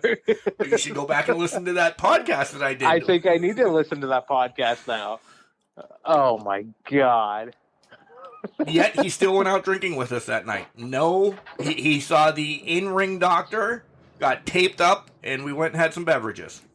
No, well, what a trooper. Old fucking school, right there. What a fucking trooper at that point. Yeah. I like it. Kudos to Al Snow on that one. But I do like your... oh, shit, we didn't play the Al Snow thing yet. You heard about it at least. Probably take a sponsorship away. I doubt it. And he'll hate me if this is passed along to him. But I do like number 3 for you, Cena returning, because I didn't know. I really thought he was stepping away. So, yeah, touche. We're good. No fighting yet. Okay. I'll do number 2 then. Go for it. Cardona beating Nick Gage for that GCW title and being a hardcore icon now. That was a good moment. I'm not going to hate on you for that one. That was unexpected and something that I did audibly look at and say, oh my God. So I agree with you on that. It was not my number 2, though. My number 2, though, was Bryan Danielson and Adam Cole debuting within minutes of each other in the same storyline, essentially. That was my oh my God moment. Yeah, it was a debut. This is very debut heavy for my oh my God moments and spoilers, but that one got me. That one. Essentially, I knew you were going to write those, so I just wanted, and And I figured you would have Cardona in your top 10 at least. So I kind of wanted to give us some more talking points because I agree with you. No, yeah. I like that one. Cardona was legitimately in my top 5 because Matt Cardona's streak over the past couple of months of everything he's doing on the independent scene has been actually amazing to me. And I love every minute of it, of what he's doing and what he's accomplishing. So that did make my top 5. Good. Just didn't make my top 3. That's all right. We could probably say our number 1 together. I think so. Now, I'm hoping I'm not overthinking it, but I think we could say number 1 together. Let's do it. CM Punk. It's Punk. Yeah, it's definitely Punk. Yeah. There's no other moment, I think, this year that defines, oh my God, as Punk walking out. First thing. In Chicago.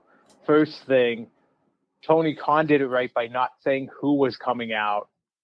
It was beautifully executed by AEW. Punk walking out and returning to professional wrestling is the, oh my God, it's the storyline of the year.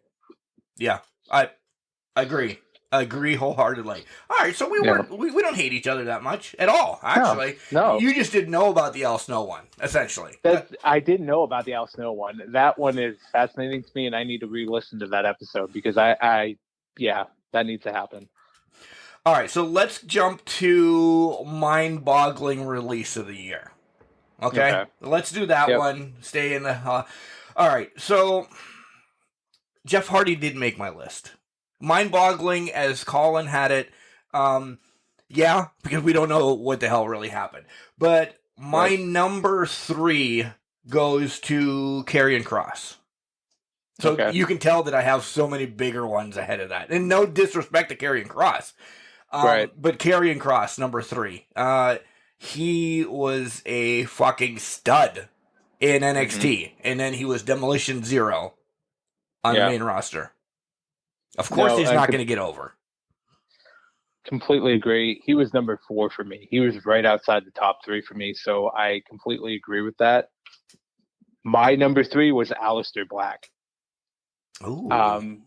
The way the release of Aleister Black, I think it was like a week or 2 after debuting the new character, was just, I don't understand what the purpose of that was. And you have such a phenomenal talent in what Aleister, now Malachi Black, is, that his release made absolutely no sense to me.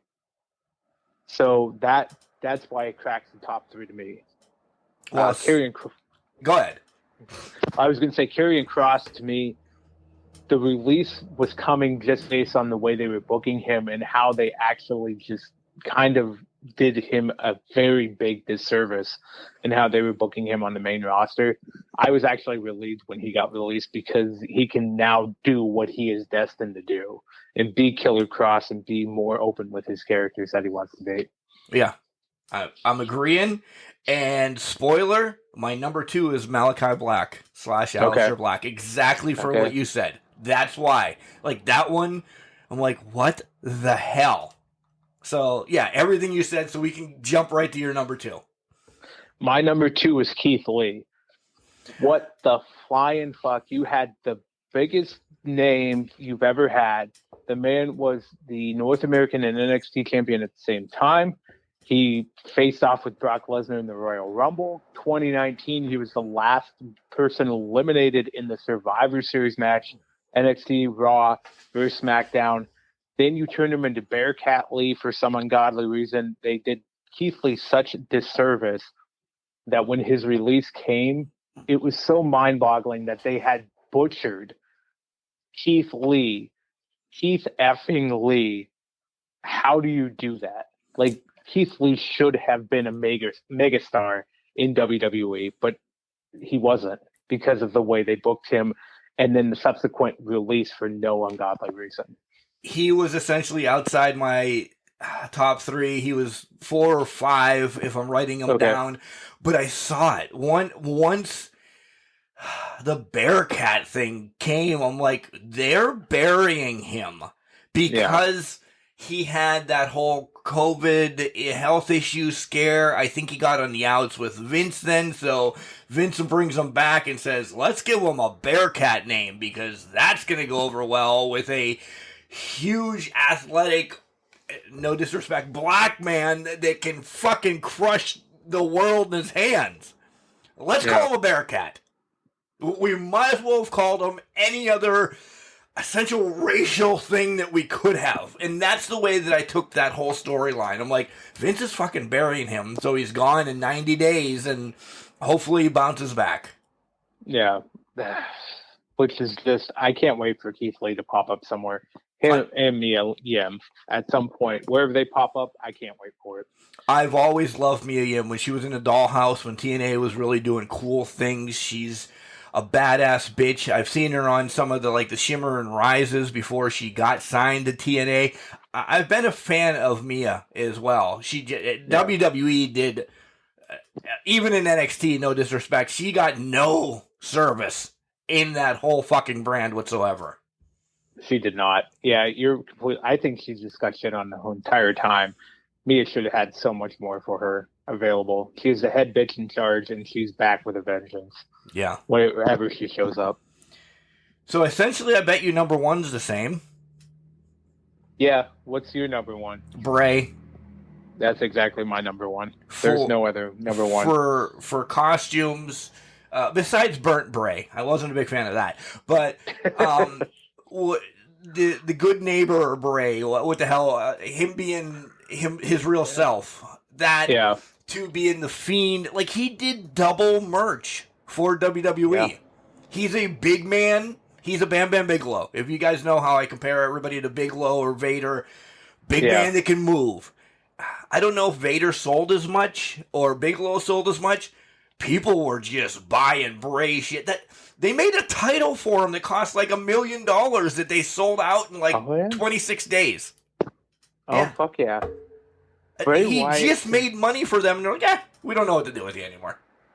Well, that was what was mind-boggling about it. You're exactly right. You took all my talking points. He was a moneymaker for them. No, you're good. No, that's fine, because he was a moneymaker for them. He was a phenomenal talent. You're right. He was a Vader, Bigelow. He sold more than those two ever did. He was probably the best big man I have seen in years. Be an active competition in that company.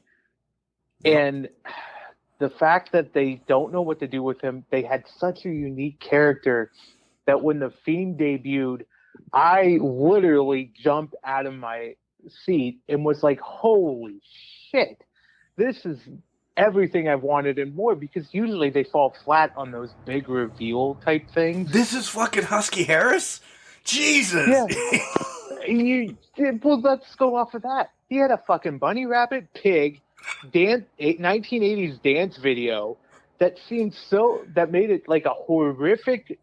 You knew there was something sinister behind them, and you watched every week because they were entertaining, but you knew there was something evil behind each of those fucking things. The inspiration for Dan Lambert, JK, but Bray Wyatt is revolutionary, and it pains me to see that they thought they could not see that value in him, that they decided because of budget cuts, air quotes inserted, they had to release him. That just pains me that happened. We're not going to see him. Can I say the reason why he was released in my book, and no disrespect to her, because when she does come back, I love her as long as she comes back, is not that. Once she got partnered with Bray, Alexa brought him down a little bit. Yeah, I did like what they were doing, but I think when it got to the Randy Orton storyline, it kind of got muddied and a little mixed up, and I agree with that. I will say, though, after WrestleMania this year, I was looking forward to see where that would go. I was too. And then nothing came of it. And it went downhill fast. It went downhill fast, whatever the reason being. There was a lot of reports over the year, a lot of it dealing with, Bray's mental health after Brody Lee passed. And if that's the case, that's fine. I completely understand that. But to cut the man who was still trying to recover from probably one of his better friends in the business passing away, and you just didn't know how to operate, that to me was a dickhead move of the year. That's not my dickhead of the year, but it's just something that I think plays into it that we've heard on rumors or reports down the line. Yeah, I agree. And then if we're on that same mental health thing, not that I was ever a huge Nia Jax fan, asking for some time off to take care of life. Yeah, you can have all the time you want off because you're fired. Yeah. Yeah. Yeah. All right. That was the mind-boggling one. Jenks, why don't we go useless and then feel good? Because we're kind of on a downer right now. So let's go useless first. And you can go first. All right. Useless. 3, 2, 1. All right. So my 3, actually, this was perfect segue because I put useless storyline as Brave and Alexa because nothing paid off after WrestleMania and we heard nothing about it. It kind of died. And that to me kind of made the whole story that they were building since 2020 in July kind of useless and killed the whole storyline. Maybe I'm overstepping my bounds, but I think that was top 3 useless storylines of the year. Yeah. There's going to be a lot of these. So I bet you our list is completely different, but we won't, right. I don't think we're going to disagree with each other. Right. My number 3 was the Zombie Miz match at Backlash. Oh, okay. Yeah. Yeah, I forgot about that. I kind of blocked that one, so yeah, I get that one. Yeah. Horrible. Absolutely that was horrible. The one that he should have been. He should never be seen. He was fucking eaten. He was fucking eaten. Shouldn't he have come back as a zombie Miz though, instead of just injured Miz? Right. At that capacity? Yeah. Yeah. Nope, but we see him the next week on Dancing with Stars, and we do not. But we'll see highlights of him on Dancing with Stars on Raw. But he was eaten 2 weeks ago. Way to cover yourself, WWE. Makes complete sense. Makes complete sense. Yeah. He lost his brain, so he started dancing. Yeah. That's about it. Turned into Fandango.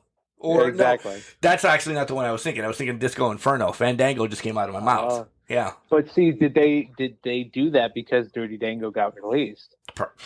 Probably. Yeah. Number 2 in useless storylines. Do you want me to go? Yeah. All right. Yeah. All right. Hardy versus Orange Cassidy. I thought that was the most useless storyline in all of, or that one of my predictions earlier this year was that Matt Hardy was going to be bald by the end of 2022 because they were going to do a hair versus hair match. Nothing paid off from the storyline. I have no idea what the point of it was. So that was my number 2. Mine is a person again.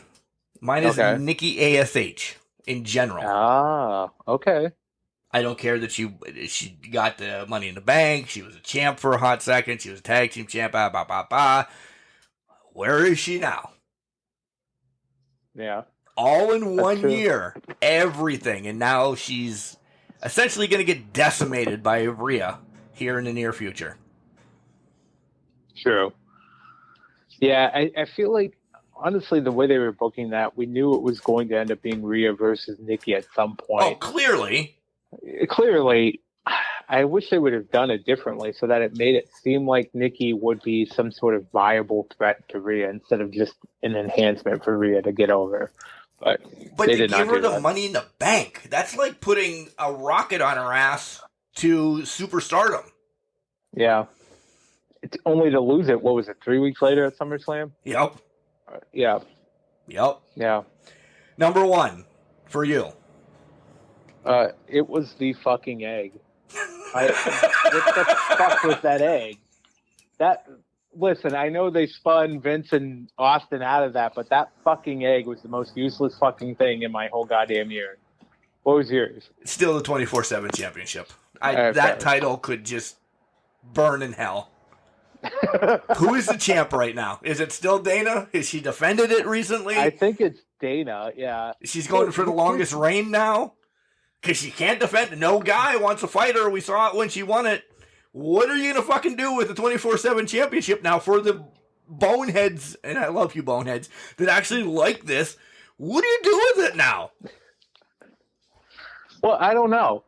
So year one, when they had it, it was entertaining because it was like R-Truth and whoever it was, like pinning Jinder on a plane or whatnot. They made fun little things with it. Now they're not doing that, and it's another thing on their programming, so they're kind of ignoring it. Yeah. Nobody's touching Dana Brooke right now, and it almost reminds me of a Hornswoggle with a cruiserweight title type mentality. Eventually, it's just going to be retired because nobody's going to fight Dana at any capacity for the title. Yeah. It's just going to end up being retired and obsolete at some point. Obsolete. Obsolete. And I'm all right with it. All right, field goal moment of the year. I'll start off. I think we're close on this one. I'm just predicting that already. Number 3 for me is I'm a hugger. So I really liked when Edge and Christian hugged in the middle of the ring at Royal Rumble. Oh, okay. Yeah. You thought I was going with Bayley, didn't you? I did think you were going with Bayley. And I'm like, what would be a field goal moment for her? Yeah. No, it was the hug at the Royal Rumble. That's a good one. I do respect that. Number 3 for me actually was Paige winning the world title. I did love that moment. I thought the head nod from the Young Bucks, particularly Matt at the end, was beautiful. It was picture perfect, and the Young Bucks being there for him to win the title. That made me feel good when he won the title at Full Gear just recently. So that was my number 3. Okay. Number 2 for me, because I don't want to touch on the Hangman one because you essentially said good stuff. My number 2 was when NWA did their own women's Empower, and Chelsea Green, because I'm a huge Chelsea fan, I needed to get her on a list somewhere, won that tournament and is representing NWA. You know, she's in ROH, she's in Impact, but if you listen to her podcast, Green with Envy, she really waves that flag, there it is again, drink, of NWA and what that whole scheme is doing in NWA to get back to power. So she's empowering. I like that. I really did. These are not, a lot of people are like, well, what the fuck? It just, it felt good for her to get a rub after she was kind of mistreated in the WWE as well. No, I agree with that. And even though my list is AEW, WWE centric, and my resolution is to get more into NWA and more into IWC and that, I agree with that. That was a great moment in time. The entire pay-per-view itself was just fantastically done. And I think some capacities, I think it was better than the Evolution pay-per-view we saw in 2018. Yep. And that's why, essentially, so we could shit on the Evolution. Yeah. Yeah. No, I agree with that. So I completely agree with that one. My number 2, however, it was Bianca winning the title at WrestleMania. I thought that was a beautiful scene when Sasha and her just started the match together. They were crying. And her winning it. They were crying. At the end, you saw the videos come out after that of Sasha crying, just watching Bianca celebrate in the ring afterwards. It was picturesque and perfect for those major promotions. I really loved that moment with Bianca winning that title. It was top 5 for sure. You know, probably number 4 because of what you said. So, yep. Yeah. My number 1 was your number 3. I really love the Hangman thing. And essentially, our caller Soup had it right. You know, he fought from the very beginning. He lost his friends. The Dark Order was there, but he didn't want them. Then he was fucking drinking like we are tonight. And then he just overpowers everything to get, it's a goddamn storyline that took 2-3 years and we were all engulfed into it. So yeah, essentially that's it. Hangman getting that title. Yeah. It was a beautiful moment indeed. My number 1 actually matches my number 1 of oh my god moment.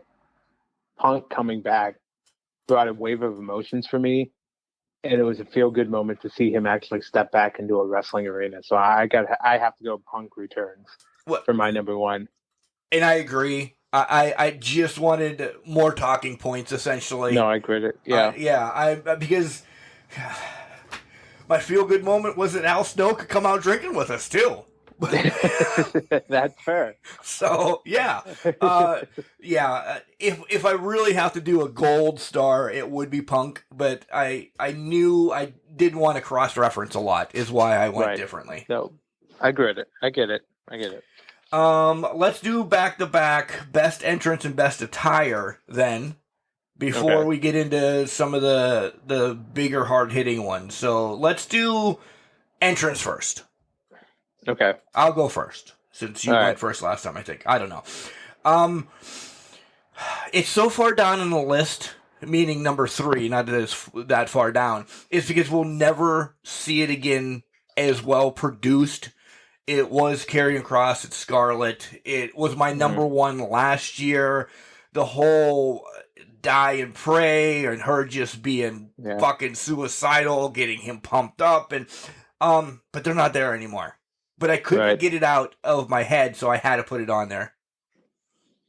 That's fair. I really love Karrion Kross's entrance. I loved it more last year versus this year, but I did love that entrance.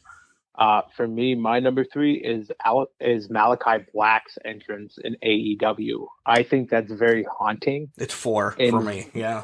Yeah, it's very haunting and very well done. So I like Aleister Black or Malachi Black at this point. His entrance in AEW. My number 2 is going to surprise a lot of people. The Bloodline, when they all come out together. Oh. I love the new Roman music when they all come out together. And again, I think Stoop kind of said something about the same realm, that they just look like they're gonna destroy you. You could have 37 people in that ring. These 3 people and Paul Heyman are just there. That's fair. So my number 2 is the Bloodline. I actually had number 2 Bloodline too. Oh, every reason you gave for that. Okay. I love it. I think Roman's whole entrance by himself is great, but the Bloodline as a whole, it's really good. It's really well done, and it's a great entrance to have. So I agree with that. My number 1, I love to sing. So which one is it? Do you know? Well, it's Judas. I don't care. I love singing Judas every time. I don't care if Jericho's even out there. Play the fucking Judas song and let I don't know, Bob Washburn, I don't even know who that is, come out, and I just want to sing Judas. So I don't pander towards the Jurassic Express. They're probably top 5 because I like doing but I can belt Judas pretty good. Yeah. So I love Judas. It's a Judas in my mind, but number 1 for me is one specific entrance that pulled on my heartstrings, and it literally just happened a couple weeks ago. It was Gargano at War Games. Rebel Heart played. He came out, and it just brought back so many memories of old NXT that I can't top it this year. And I know that might be a really big shock to a lot of people, but Rebel Heart, Gargano, it was perfect at War Games, and it was almost like that swan song type deal for him to go on to greener pastures and do better things with his life. Yeah.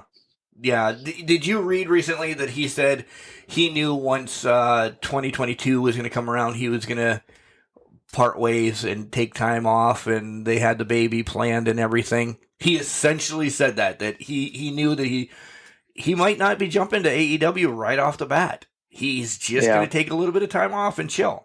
He wants to. He's got a family, legit coming in minutes. So yeah, like literally in minutes. And I did read that article. I've read other things that a perfect time for him to come back is like end of January when they're in Cleveland. And I'm like, the man's got a family in February coming. He did it the right way. He's going to come at some point, whether it's in AEW, ROH. I don't think he's getting past AEW. I think he's going to be there. But agreed. It was such a beautiful send off for him. Yeah, he had the promo a couple nights later, but I think that was a beautiful way to send him off. So that was my number one for the year. Best attire of the year, and we're going to be way off. I'm telling you this right now. I know we're going to be way off. I'll start with number 3. It's the Young Bucks with their $50,000 shoes and the stupid stuff that they wore all year. It took me a while, but yeah, if you're going to pay $1 million for a headband, it's got to be on the list, right? Right. It's got to be. My number 3, and this is going to shock a lot of people. I love Braun Breaker's attire because it's old school Steiners. It is. That's all I remember from it, and I just love Braun Breaker's attire, so I'm going Braun Breaker at number 3 for me. My number 2 best attire of the year. If I didn't mention these guys, they would hate me. They would disown me. So they are also like the fashionistas of professional wrestling. It's Calvin Couture and Tyler Klein, the Runway from IWC and around this area. Fair enough. Yeah. My number 2 was actually Gargano's War Game attire because it was a combination of all of his TakeOver attire. And it was all superhero based. I have a deep love for Marvel outside of my love for wrestling. So seeing that all brought together in one attire, that was my number 2.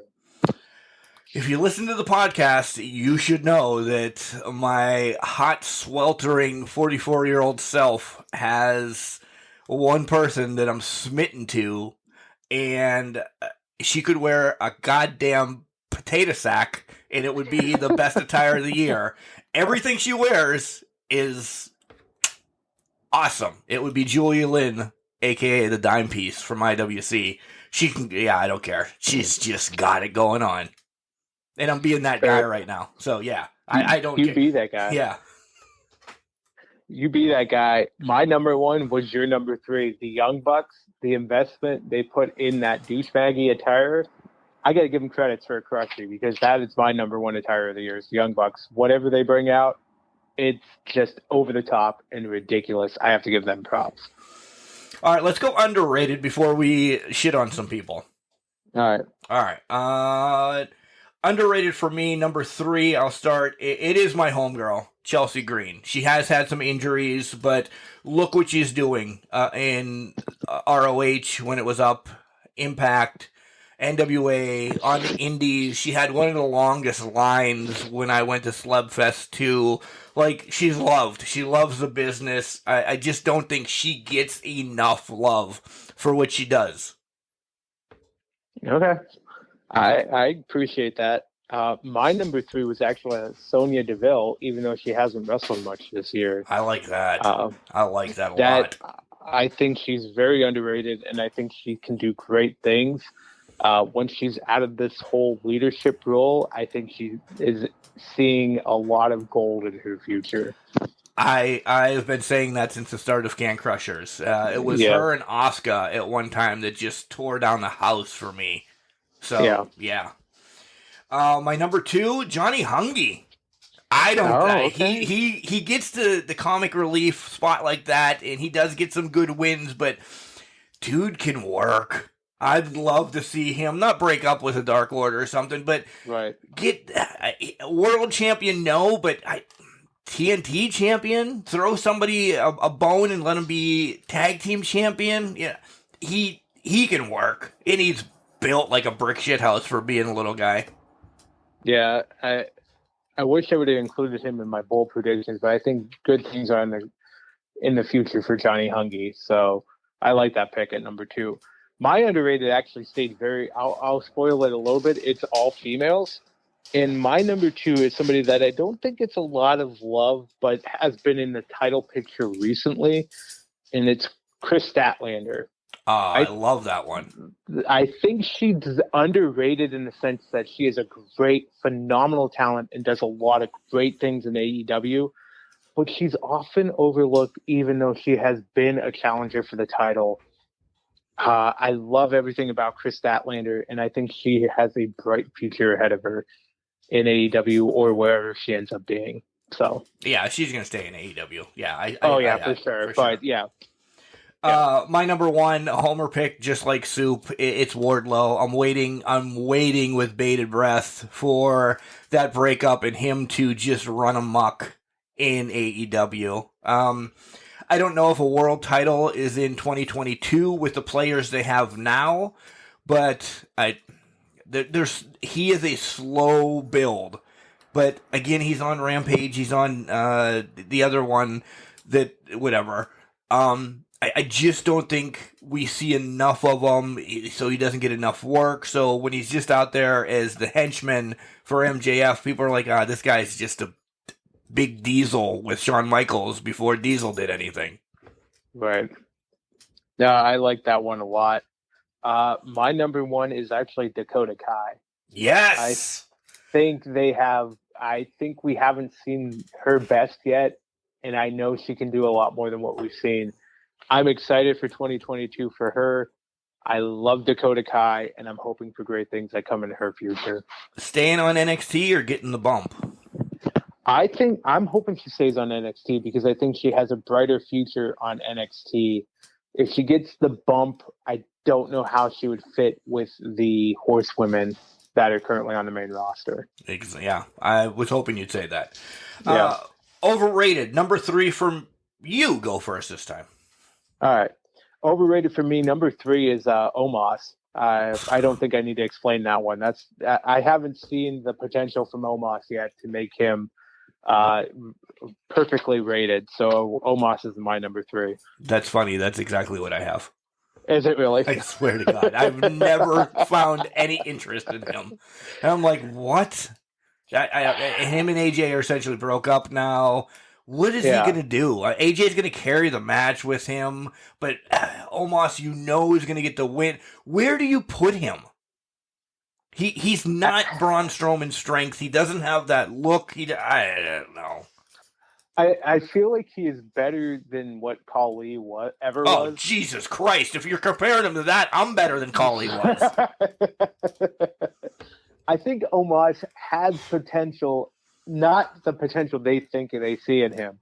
But I think he has potential, but I just don't think WWE can bring that out of him. I know why they're pairing him with. I know why they paired him with AJ from the beginning. It was because AJ's going to get a good match out of him somehow, some way. AJ will carry the match and get him a decent match when they break up. Obviously, they have by now. I just don't know what they're expecting too much out of Omos for, but way better than Khali. So I agree. We both agree with. So I'll go with my number 2 now. Then the Good Brothers. Like I didn't like them in WWE. I've never.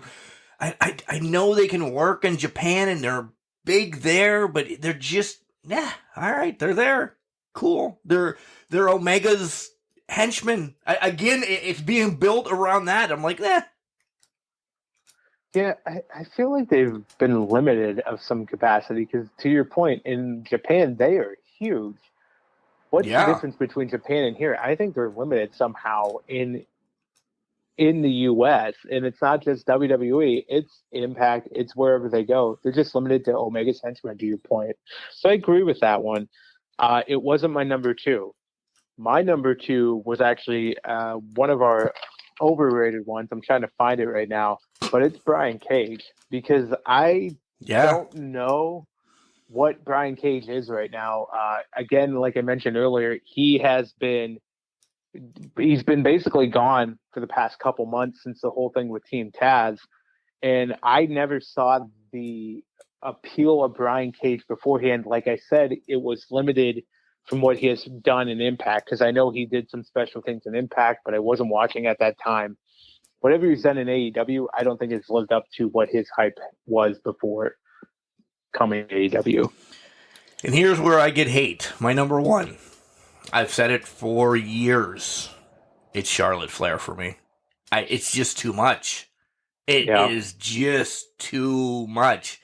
You have so many other women in that roster that can carry it for 6 months, or give some time. Anytime they feel like Sasha was out, Bailey's out, Lexa's out, Asuka's out. we're getting Bianca. Oh, Becky was out. Okay, put it back on Flair. Just put it back on Flair. She sells everything. It's Ric Flair's daughter. Bah. She doesn't need it. Let her fucking fight somebody because she hates them, not because she has to have a title. Right. So, Mark, it was neck and neck between Omos and Charlotte for me. I completely agree with the Charlotte overrated aspect. She doesn't need as many titles as they've given her. We all know, we can all probably guess why they gave her that many titles. She's athletic as hell. Yeah. She's athletic. I don't find her matches appealing because I don't think she's as good in the ring as a Bayley, as a Sasha, as a Becky. I get the appeal of Charlotte, Flair's daughter, athletic as hell. Just doesn't. I think she's just overrated, but she didn't make my top 3 this year. But I agree with your assessment as well. My number 1, it's because we don't know. We haven't seen anything from her. Jade Cargill. Yeah. I get she's powerful. She's undefeated because she's powerful. But every match I've seen of her so far has been mostly a squash match. So what exactly should I be hyped about? When are we going to get that match that she showcases what she can do? Exactly. Yeah. When do we get that match? I don't even think it's in this TBS tournament. Yes, Ruby Soho will be. I'm just predicting she's going to beat Thunder Rosa right here and now. Yes, Ruby Soho will be her opponent in the finals. I don't think it's going to come from the Ruby Soho match because I think that they're just going to do it as sacrificial lamb. Is it when she takes the title, at the bigger title? I don't know, but I think Jade's just overrated at this point. Let's do pay-per-view of the year, Crushie interview of the year, and then take a short break and then give out the big 3 or big 4 essentially. Okay? And pay-per-view of the year, we don't have to get into details because if you haven't heard us gush over the ones that are going to be on this list, you haven't been listening like some people. So I'll just go 3, 2, 1 real quick. Okay. Because I'm a mark. I love this whole pay-per-view. It's one...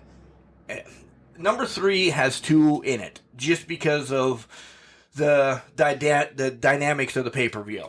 So essentially, it's the IWC reset button pay-per-view every year. I love how every title has to be defended against people you don't know who you're defending against. The reset button picks it. But on the same aspect, I'm a huge Royal Rumble fan. So the Royal Rumble match itself is my favorite match ever. Because you just don't know. So that's my number 3. I have a tie. If you don't like it, fuck you. It's our podcast. Number 2 is All Out. Okay, people are going to be like, what? Why? Well, because All Out was, and Jenks and I said this probably like 2 weeks ago. It had the feel goods. It had all 3 new people coming, 4 people essentially coming, and it was just blowing shit out of the water. And Full Gear, because in 2022, every goddamn storyline comes from Full Gear. So that's my number 1. Okay. That's fair. 3, 2, 1 for me. I actually put Money in the Bank for number 3 for me. Cena, the men's Money in the Bank, Edge and Roman, those are all fantastic matches that just put it and elevated it to number 3 for me. 2 for me was Full Gear. Storylines for 2022 are set up. Everything you said, Mark, but I have it at number 2 because I'm a sucker for the theatrics and the debuts and the nostalgia. So number 1 for me was All Out, seeing Bryan Danielson. Hey, I got the name right. Adam Cole. And then seeing CM Punk wrestle for the first time in 7 years. That to me just warmed my cold, dead heart, and I loved every minute of it. Yeah. 1 and 2 are neck and neck, like a point away. Yeah. Can't Crush your interview of the year, and you can do 3, 2, 1 again with a little bit, and I want you to go first. Okay, that's fine. Over the past couple of days, I actually had to change this list just a teeny bit because I heard another interview that I liked that had come out just recently. So number 3 to me was James Ellsworth. I loved hearing those stories. from his time in WWE. His story is so unique, starting with Braun first, and then getting to the main, somehow ending up in full-time in WWE. James Ellsworth got me. Number 2 is actually Vinnie Barry. I love the whole perspective. Yes, I love that whole podcast. It was a recent one. Loved it. I'm actually I'm going to probably purchase WrestleVille Volume 1 at some point because I loved it and I want to hear more about it and see those short stories. Number 1 for me was Nikita Knight because I love that story that she faced Thunder Rosa. It was called down to AEW, and that was that to me kind of was just like, holy shit. Like, things happen for a reason or just unexpectedly, and I really loved that whole podcast as a whole.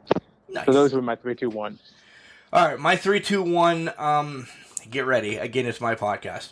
All my legends are 3. From, again, Sam Houston, Scott Casey, Randy Hogan, Justin Credible, Shane Taylor, Ellsworth. Like, when I talk to a legend, I'm giddy. You just hear it. Yeah. So I'm all about those. This is like picking my favorite child, though, because I say it every time. Like, I love our weekly shows. I love this award show. I love knowing about, everybody across the board. I just had one the other night that I think he fucking trolled me the whole time, and you'll hear it during Wednesday's show. And hearing about the cheerleader and Robin the ref and hearing their stories. So, yes, all of my podcasts are number 3. Number 2... Wait a minute. Is it all legends or all podcasts? All podcasts. Right? Okay. All So we're really doing a full call out on that one. All right. Everything except 2 and 1 are number 3. I agree with your number 1. She's my number 2. Nikita Knight, her first ever fucking match was on AEW against Thunder Rosa. Out of training, just... Like, I talked to her a day after that match. And she's like, I didn't know that I was going to fight Thunder Rosa. I just got called down right out of training, and bam, because she met QT Marshall. Unbelievable. Oh, my God. Unreal. Yeah. And my number 1 was Juggernaut John Roden, because we actually both cried during the interview about talking. Again, mental health got brought up, and it's been a huge mental health year, and the struggle that he's had, and just like that. So that was a very hit-home one to me. Okay. Yeah. So that's essentially. But again, they're all 1A and 1B. So I don't care. I knew that would be your children. So I am not surprised. You could have said all legends or all your interview podcasts, and I would have been fine with that. Yeah. Yeah, I get that. All right. When we come back, you're going to hear from one more legend. When we come back, we're going to do Match of the Year, Wrestler of the Year, Female Wrestler of the Year, Tag Team of the Year, and our bold predictions here on Can Crushers Slammies 3.0. Can Crushers. They don't have this in Sparta. What is this? A podcast. That's cool. I'm going to do that. Nikita Knight can be on a podcast, right?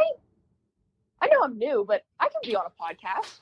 Welcome back, Can Crushers listeners, to the podcast. Mark, are we ready? Max is excited to be back. Yeah. Let's do it, Max. Let's do it. All right. Let's do it. This is probably the most breaks we've taken in and out of podcasts that you guys actually have to listen to people. Max, shut up. We're getting there, buddy. We're getting to the main event. He's excited. He is excited for Tag Team of the Year, right? I think so. All right. So let's do it. All right, we're back to 3-3, 2-2, 1-1. Okay. I will go first. Go. Because I want to. Number 3, the Usos. Essentially, because what Soup said earlier in the podcast, they've run the division essentially in WWE this year. Easy, breezy, yeah. So my number 3, WWE centric. It's not the Usos though. Don't fucking say it. I'm giving love to RK Bro. I knew it. They have dominated Raw. It's been funny segments for the most part. I kind of have embraced RK Bro as a tag team or a duo. I got to give them love. And here comes the fighting. There it is. They're not gonna be a tag team in a month. I get that, but in 2021, they have been a tag team and they have won the titles and they have done a lot of things. Yeah. I'm not taking anything away from Usos. Wearing I'm not gold taking jackets and mustaches. Hey, you know what? If it's doing its thing, it's the most entertaining part of Raw right now. I will give you Bold that statement. So I got to give him love. I got to give RK Bro love. I'm a fan of Randy Orton, so this is what happens. Number 3, RK Bro for me. Number 2 for me is the Lucha Brothers. Tag team champions right now. You're going to get to see where I'm going here in the near future. Just to let you know, my tag team that I want to win the tag team champions are number 4. They just haven't been spotlighted enough. Pride and Powerful, Santana and Ortiz. When we do see them, they're amazing. You're going to be shocked who didn't make the list. I'll tell you that. But Lucha Brothers is number 2 for me. Number 2 for me is a little tag team in AEW, Lucha Brothers. I actually had them at number 2 for the same reason. They are a fantastic tag team. Great. They're tag team champions. I love the Lucha Brothers. They're number 2 for me. So, number 1 for me is the Young Bucks because they're giant assholes. I love everything that they've done this year. It took me a long time and a lot of random people talking to me at indie events to go back and watch, and then their over-the-top persona didn't do it, but their over-the-top asshole persona, because I'm an asshole, it clicks. That's fair. Young Bucks for me were number 4. My number 1, no surprise to anybody, it's FTR, and I love the 80s nostalgia that they're bringing with them right now that they're doing. They're just solid. Every match that they do actually, I think, elevates the tag team division a little bit because they are rooted in tag team wrestling. They want to be in the tag team division. FTR is near and dear to my heart, but I think FTR was the best tag team, even though they didn't have the titles. I thought they were the best tag team this year. And that's why what you just said, because of the titles and stuff, and you don't need titles. I know I'm double talking from other things before, right.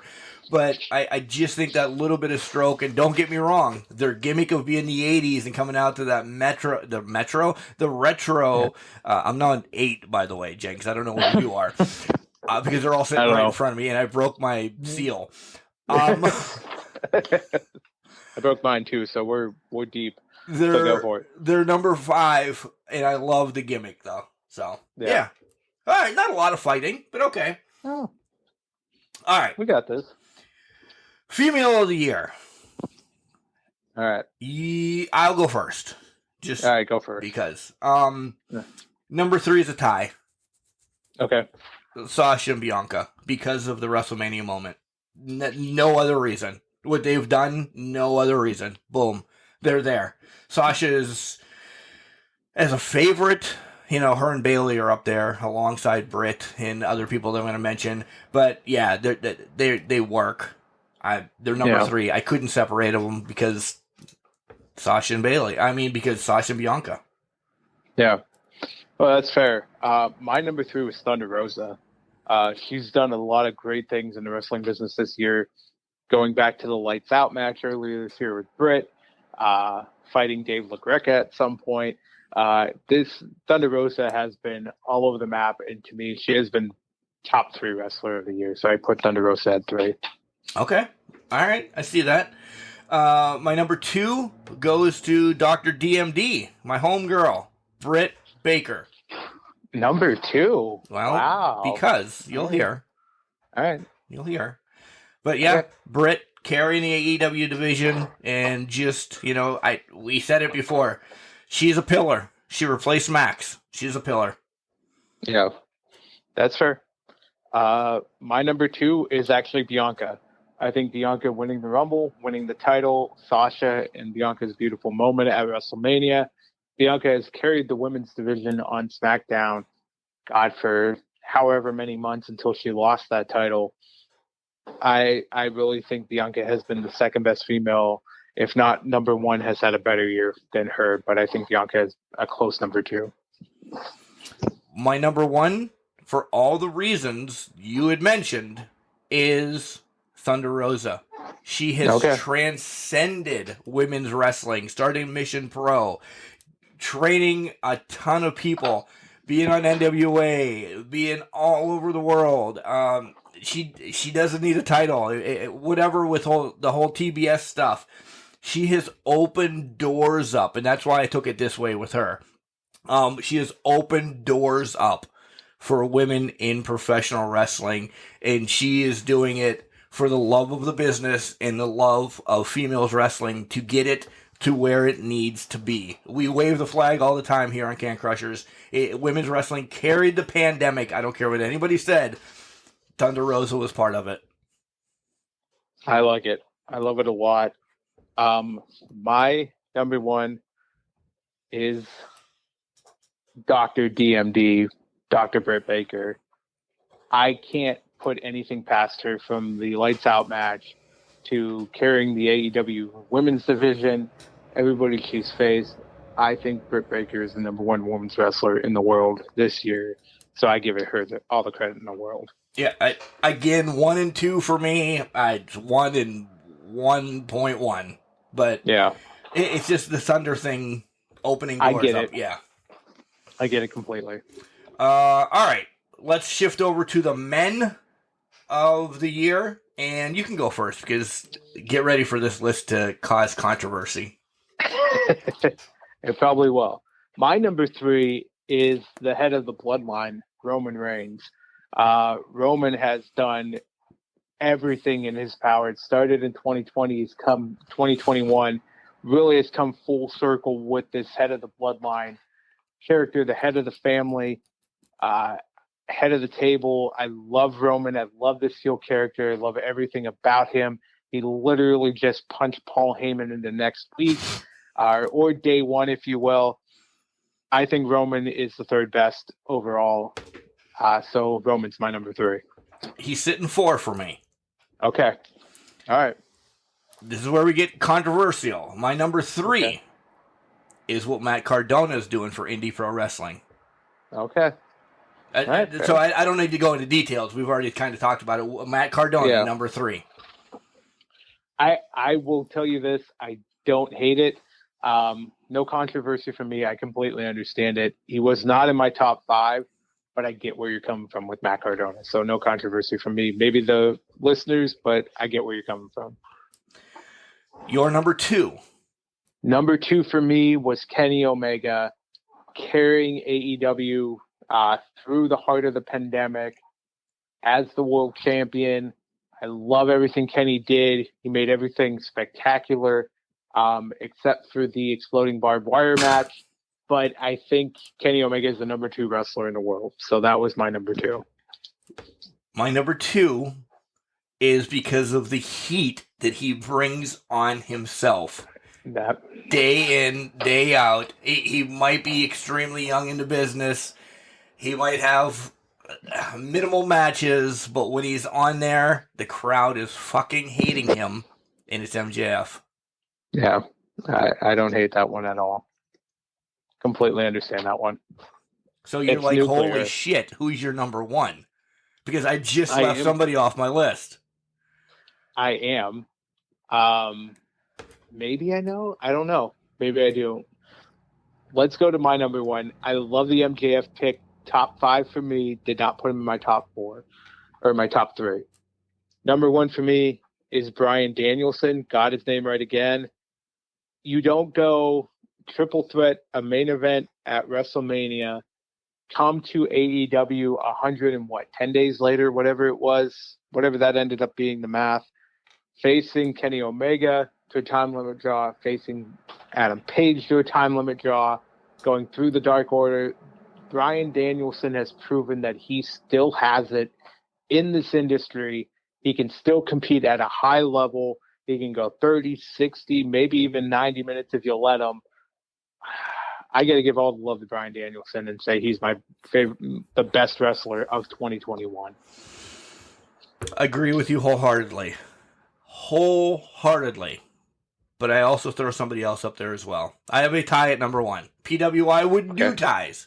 Can Crusher does ties. Omega carried that for a while. And Danielson, what he did on WWE, to 110 Days Later, to AEW.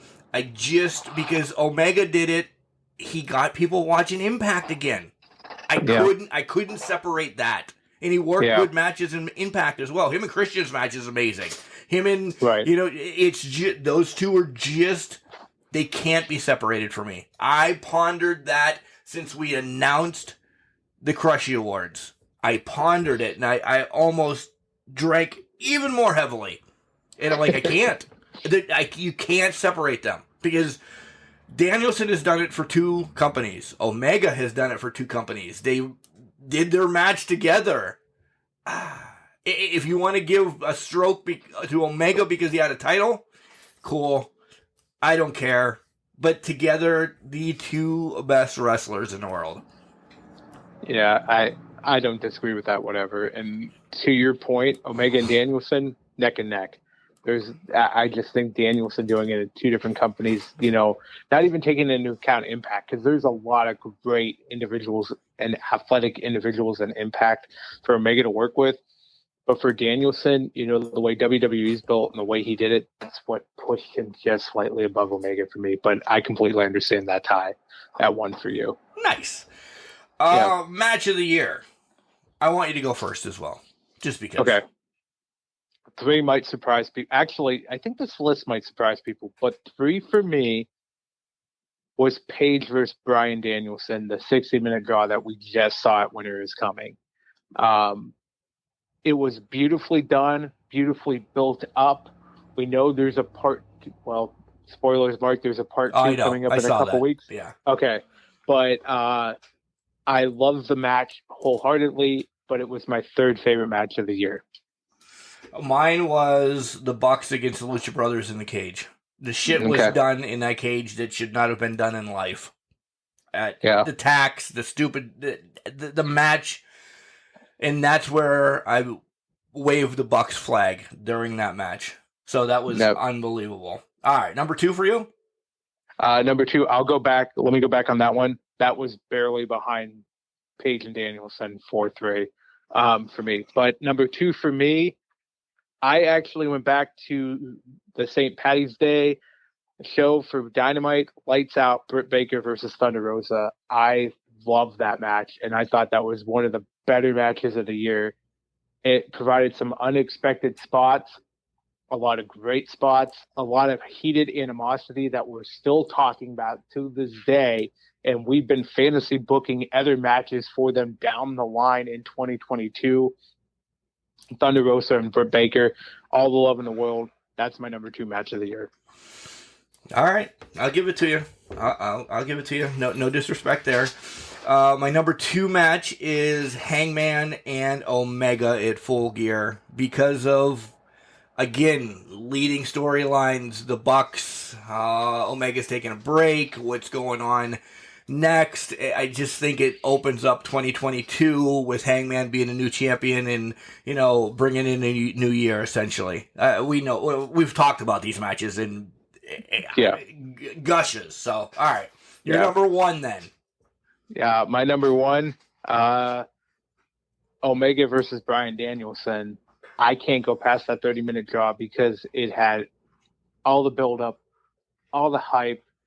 I've never sat through an episode of Dynamite or 30 minutes of Dynamite or any wrestling show in my life where it was on the edge of my seat before they even rang the fucking bell. JR de-aged 30 years in his voice because of how hyped he was for this match. I can't go past that. That was my number 1 of the year because of all of the atmosphere and everything bleeding into it. In the match itself was a chef's kiss. It was perfect. A chef's kiss. Wow. A chef's kiss.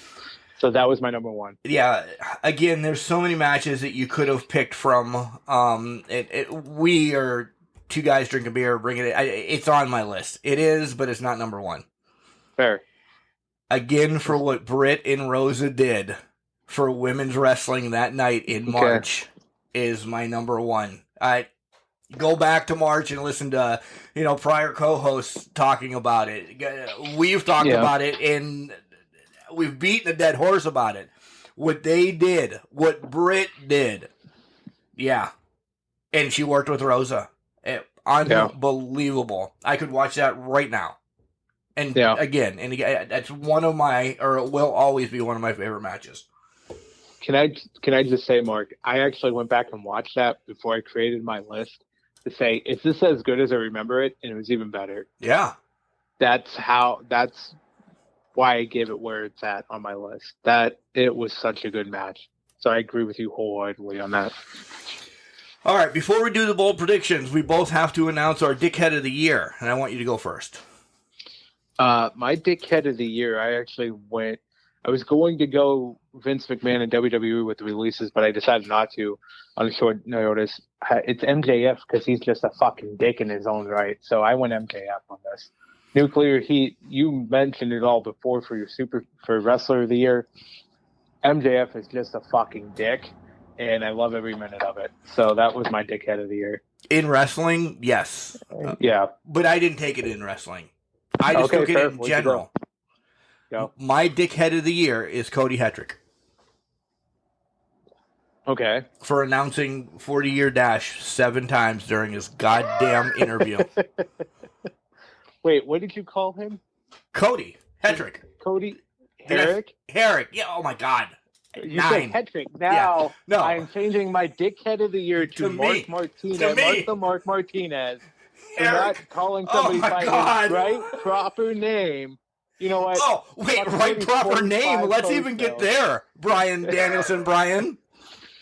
Okay, but I don't personally know Brian Danielson. You know I don't. Cody Herrick for about 10 years now. Longer than that. At least, at least God. 10 years. Cody, I'm sorry. I don't even know who the fuck Cody Hetrick is. I don't like you either, Cody Hetrick, but I hate Cody. That's actually where I thought you were going to go. I thought you were going to go Moochie or somebody. I didn't know you were going wrestling. But I was going wrestling. If you want me to go outside of wrestling, it's me now. Going Mark Martinez for not knowing his friend's name. That's yeah. Or no, wait. Let me go back. It's Mark for not sending me whatever this Dave Grohl thing is. He's been promising me for about 4 months. It's longer than that. It's been since May. I actually went back and looked at it. I was giving you the benefit of the doubt. No, it's been a hell of a long time. I actually am getting a whole fucking package together now because now I just have shit that I'm like, I have to make up for this thing I'm sending. All right, bold predictions. Jenks, rack off 5 of them. We're 2.5 hours in, by the way. Yeah, I know we are. 5 of them. Let's go. One of mine is Braun Breaker will be a main event player on the main roster by Survivor Series of 2022. I don't think he stays in NXT. I think he is going to the main roster at some point and will be in the main event scene there as well. I see that. The second one, this is probably not as bold as it should be, but I'm going to go with it anyways. Jade Cargill will be undefeated throughout 2022 and will be the AEW Women's Champion by the time 2022 turns into 2023. Sonya Deville will become a Women's Champion, whether it's Raw or SmackDown. I think she leaves that leadership role and will be the Women's Champion by the end of it. I think Bray Wyatt will go unsigned in professional wrestling because he has found greener pastures in the movie industry, which is where he's at right now. I think Bray has grown out of the wrestling business at this point in time. And the last bold prediction I have is Tommaso Ciampa and Roderick Strong will become all elite by the time 2023 turns into the new year. So 2022 turns into the new year. So those are my 5 bold predictions for next year. That's strong. All right. I'm sticking with one from last year. Okay. With WOW bouncing back, I think that only helps one of the greatest women's wrestlers on the face of the earth put her demons away, sweep them in the back of the closet, and do everything she needs to. Tessa will be in AEW by the end of the year. Okay. Okay? All right. Maybe not champion, but she will be there because of her work ethic. She's going to get it together and continue to go strong. Number 2 is Roderick's going to get fired and he'll be in AEW as well. I didn't say anything about Tomasa, but Roderick he's going to be there. That's a generic one, I understand, but he's got to be. He's got to be, because this is going to be a storyline that turns into, if you want to be seeing somebody shit on Vince McMahon, it's going to be those 4. It's going to be those 4. Yep. Well, just think of how quickly they turned around and left as soon as he took over. Yeah. Number 3, Rosa will be AEW champion by the end of the year. Okay. 4, Chelsea is all elite. Oh, okay. Okay. I don't know if she gets a big push, but she gets there. And 5 is a complete wish, hope. I don't know. By 2023, Vince McMahon sells WWE. I'll buy it. You're going to buy WWE? No, I wish I could. But I don't think that's as bold as you think it is. I think he wants to give 2.0 a good 2 years. But there's going to be a amazing offer by, I don't know if it's going to be Peacock and NBC or whatever the hell that is, or Disney, or he's just not going to be able to pass up the essential quadrillion dollars they're going to give him for everything he's ever had. I mean, he's not going to own a piece of it, is what I'm saying. No vault, no history. Not that they're going to wipe him out, because God forbid you can't. But he's just taking his money and going to greener pastures. Essentially, then, that's why Triple H can go as well. I buy that because I think, if I'm correct, the 2022 TV contract's coming up at some point. Yep, that's what I thought feel about. Like it. Yeah, and I feel like it's a perfect opportunity. So I could see that happening. I think that's a smart one. That's a smart pick. My Bold prediction. hope, if I could make the biggest bold prediction, is that who owns Fox? That's the person that really wants it. Yeah. There's going to be a bidding war, but I think Fox, with the NFL money, MLB postseason money they get, all these reality shit shows that they put on, like, they have more money than I could ever imagine. And you see that they want everybody on their show. But you can't. Vince is like, I can't give you Becky and Seth and Charlotte and Sasha and Bayley and everybody else that everybody wants to see. So, essentially then, WWE will only be on Fox. USA is to the way of the past, and holy fuck, that could just cripple. CSI and NCIS cannot carry the USA Network. No, God, but it no. opens the door for people like Impact, then. It does. There's a trickle-down effect that it would only help other organizations if Vince would get the fuck out of wrestling. I completely agree with that. I think, to that point, Mark, you see that SmackDown, let's be honest, in my opinion, SmackDown is the better product right now that WWE is putting out. And I think... And it's only for 2 people right now, and I hate to say that. It's Roman and Brock. Well, that's exactly it. Roman and Brock are doing it. There's other contributing factors, but Roman and Brock right now are carrying that brand. Don't be surprised if Fox does buy it. I would be surprised if Triple H doesn't go all elite and Fox hires him on as like a producer or something. Because you're buying a wrestling product, you're going to want the best. It doesn't have to be Nick Khan because it's not Vince McMahon's not involved in it. So why wouldn't they bring back Triple H or something like that? Somebody they've worked with in the past and they can trust. Yeah. So I don't see that being too far of a stretch. Okay, so mine weren't really that bold. They were just predictions. Shut up. I like them. Do you like the dogs barking? I do like that too. Yeah. Is that Max or Miggy? That was Miggy is sleeping. Yeah, He'll sleep until January 1st, which is his birthday, by the way. So if anybody wants to send some happy birthday wishes to Miggy, it is January 1st. All right, send them by voicemail. Yeah. Cody Hetrick, send them. Yeah. Whoever you are. Jenks, this has been long. It's been amazing, though. This has been my favorite Crushie Awards, to have people join us, take over the show, and then us just rip each other apart. But there's no hate between us. Like, I thought we would have a couple scuffles, but we're on the same page. Yeah, I think we're mostly on the same page, and the ones that we did pick that weren't on the other person's list were in the top 5 or in the vicinity, and we understood. Yeah. So I enjoyed every minute of this. Even Cody's 14 voice messages that he left, and the fact that you don't even know his name now because he's left so many voice messages, it just confused you. I completely understand that. It is 10 right now. I've slowed down a little bit. I have to wake up in a couple hours. Probably a good move. So Ultimate One, a ton of Can Crusher spotlights were given awards to. Yeah. Tagged on Twitter.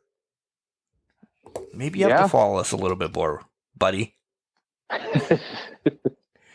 Maybe just a tinge bit more. All right, Jenks and I will be back next week. We'll be back with the whole deep dive into professional wrestling from the week. If anything else happens up during this week, we'll touch on it. We'll bring you what's going on. I do have to say one thing that I did see from Dynamite, which was putrid, was Sting Punk. God, I hated that. Oh, really? I did. I told you, Sting. I told you last week Sting was going to fuck something up in this. And it's having Punk wear makeup. Oh, dude, I love that. Maybe we need to have a debate on that next time we come out, because I think that was fantastic that he came out as old Blade Runner Sting. No. Remember, just because you're trash, Jenks, and I'm trash because I don't know Cody's name, we all can do great things. Yeah, it's a garbage can, not a garbage cannot. It's been a great year. Holy Christ. Oh, wow. Yeah. It's been a great year, guys. Thank you for listening. Enjoy your New Year's. I hope you had a great Christmas, as we're just rambling now. Jenks, I love you, and thank you for being part of this trash fire. I love you, Mark. Thank you for the invite. I will work with you on Cody's name so you remember it in the new year. Well, that should be a bold prediction for me. Well, same as Bryan Danielson for me. Yeah. Maybe I'll remember it. Maybe I was just trolling. Oh, maybe. See you next year, guys. See you guys.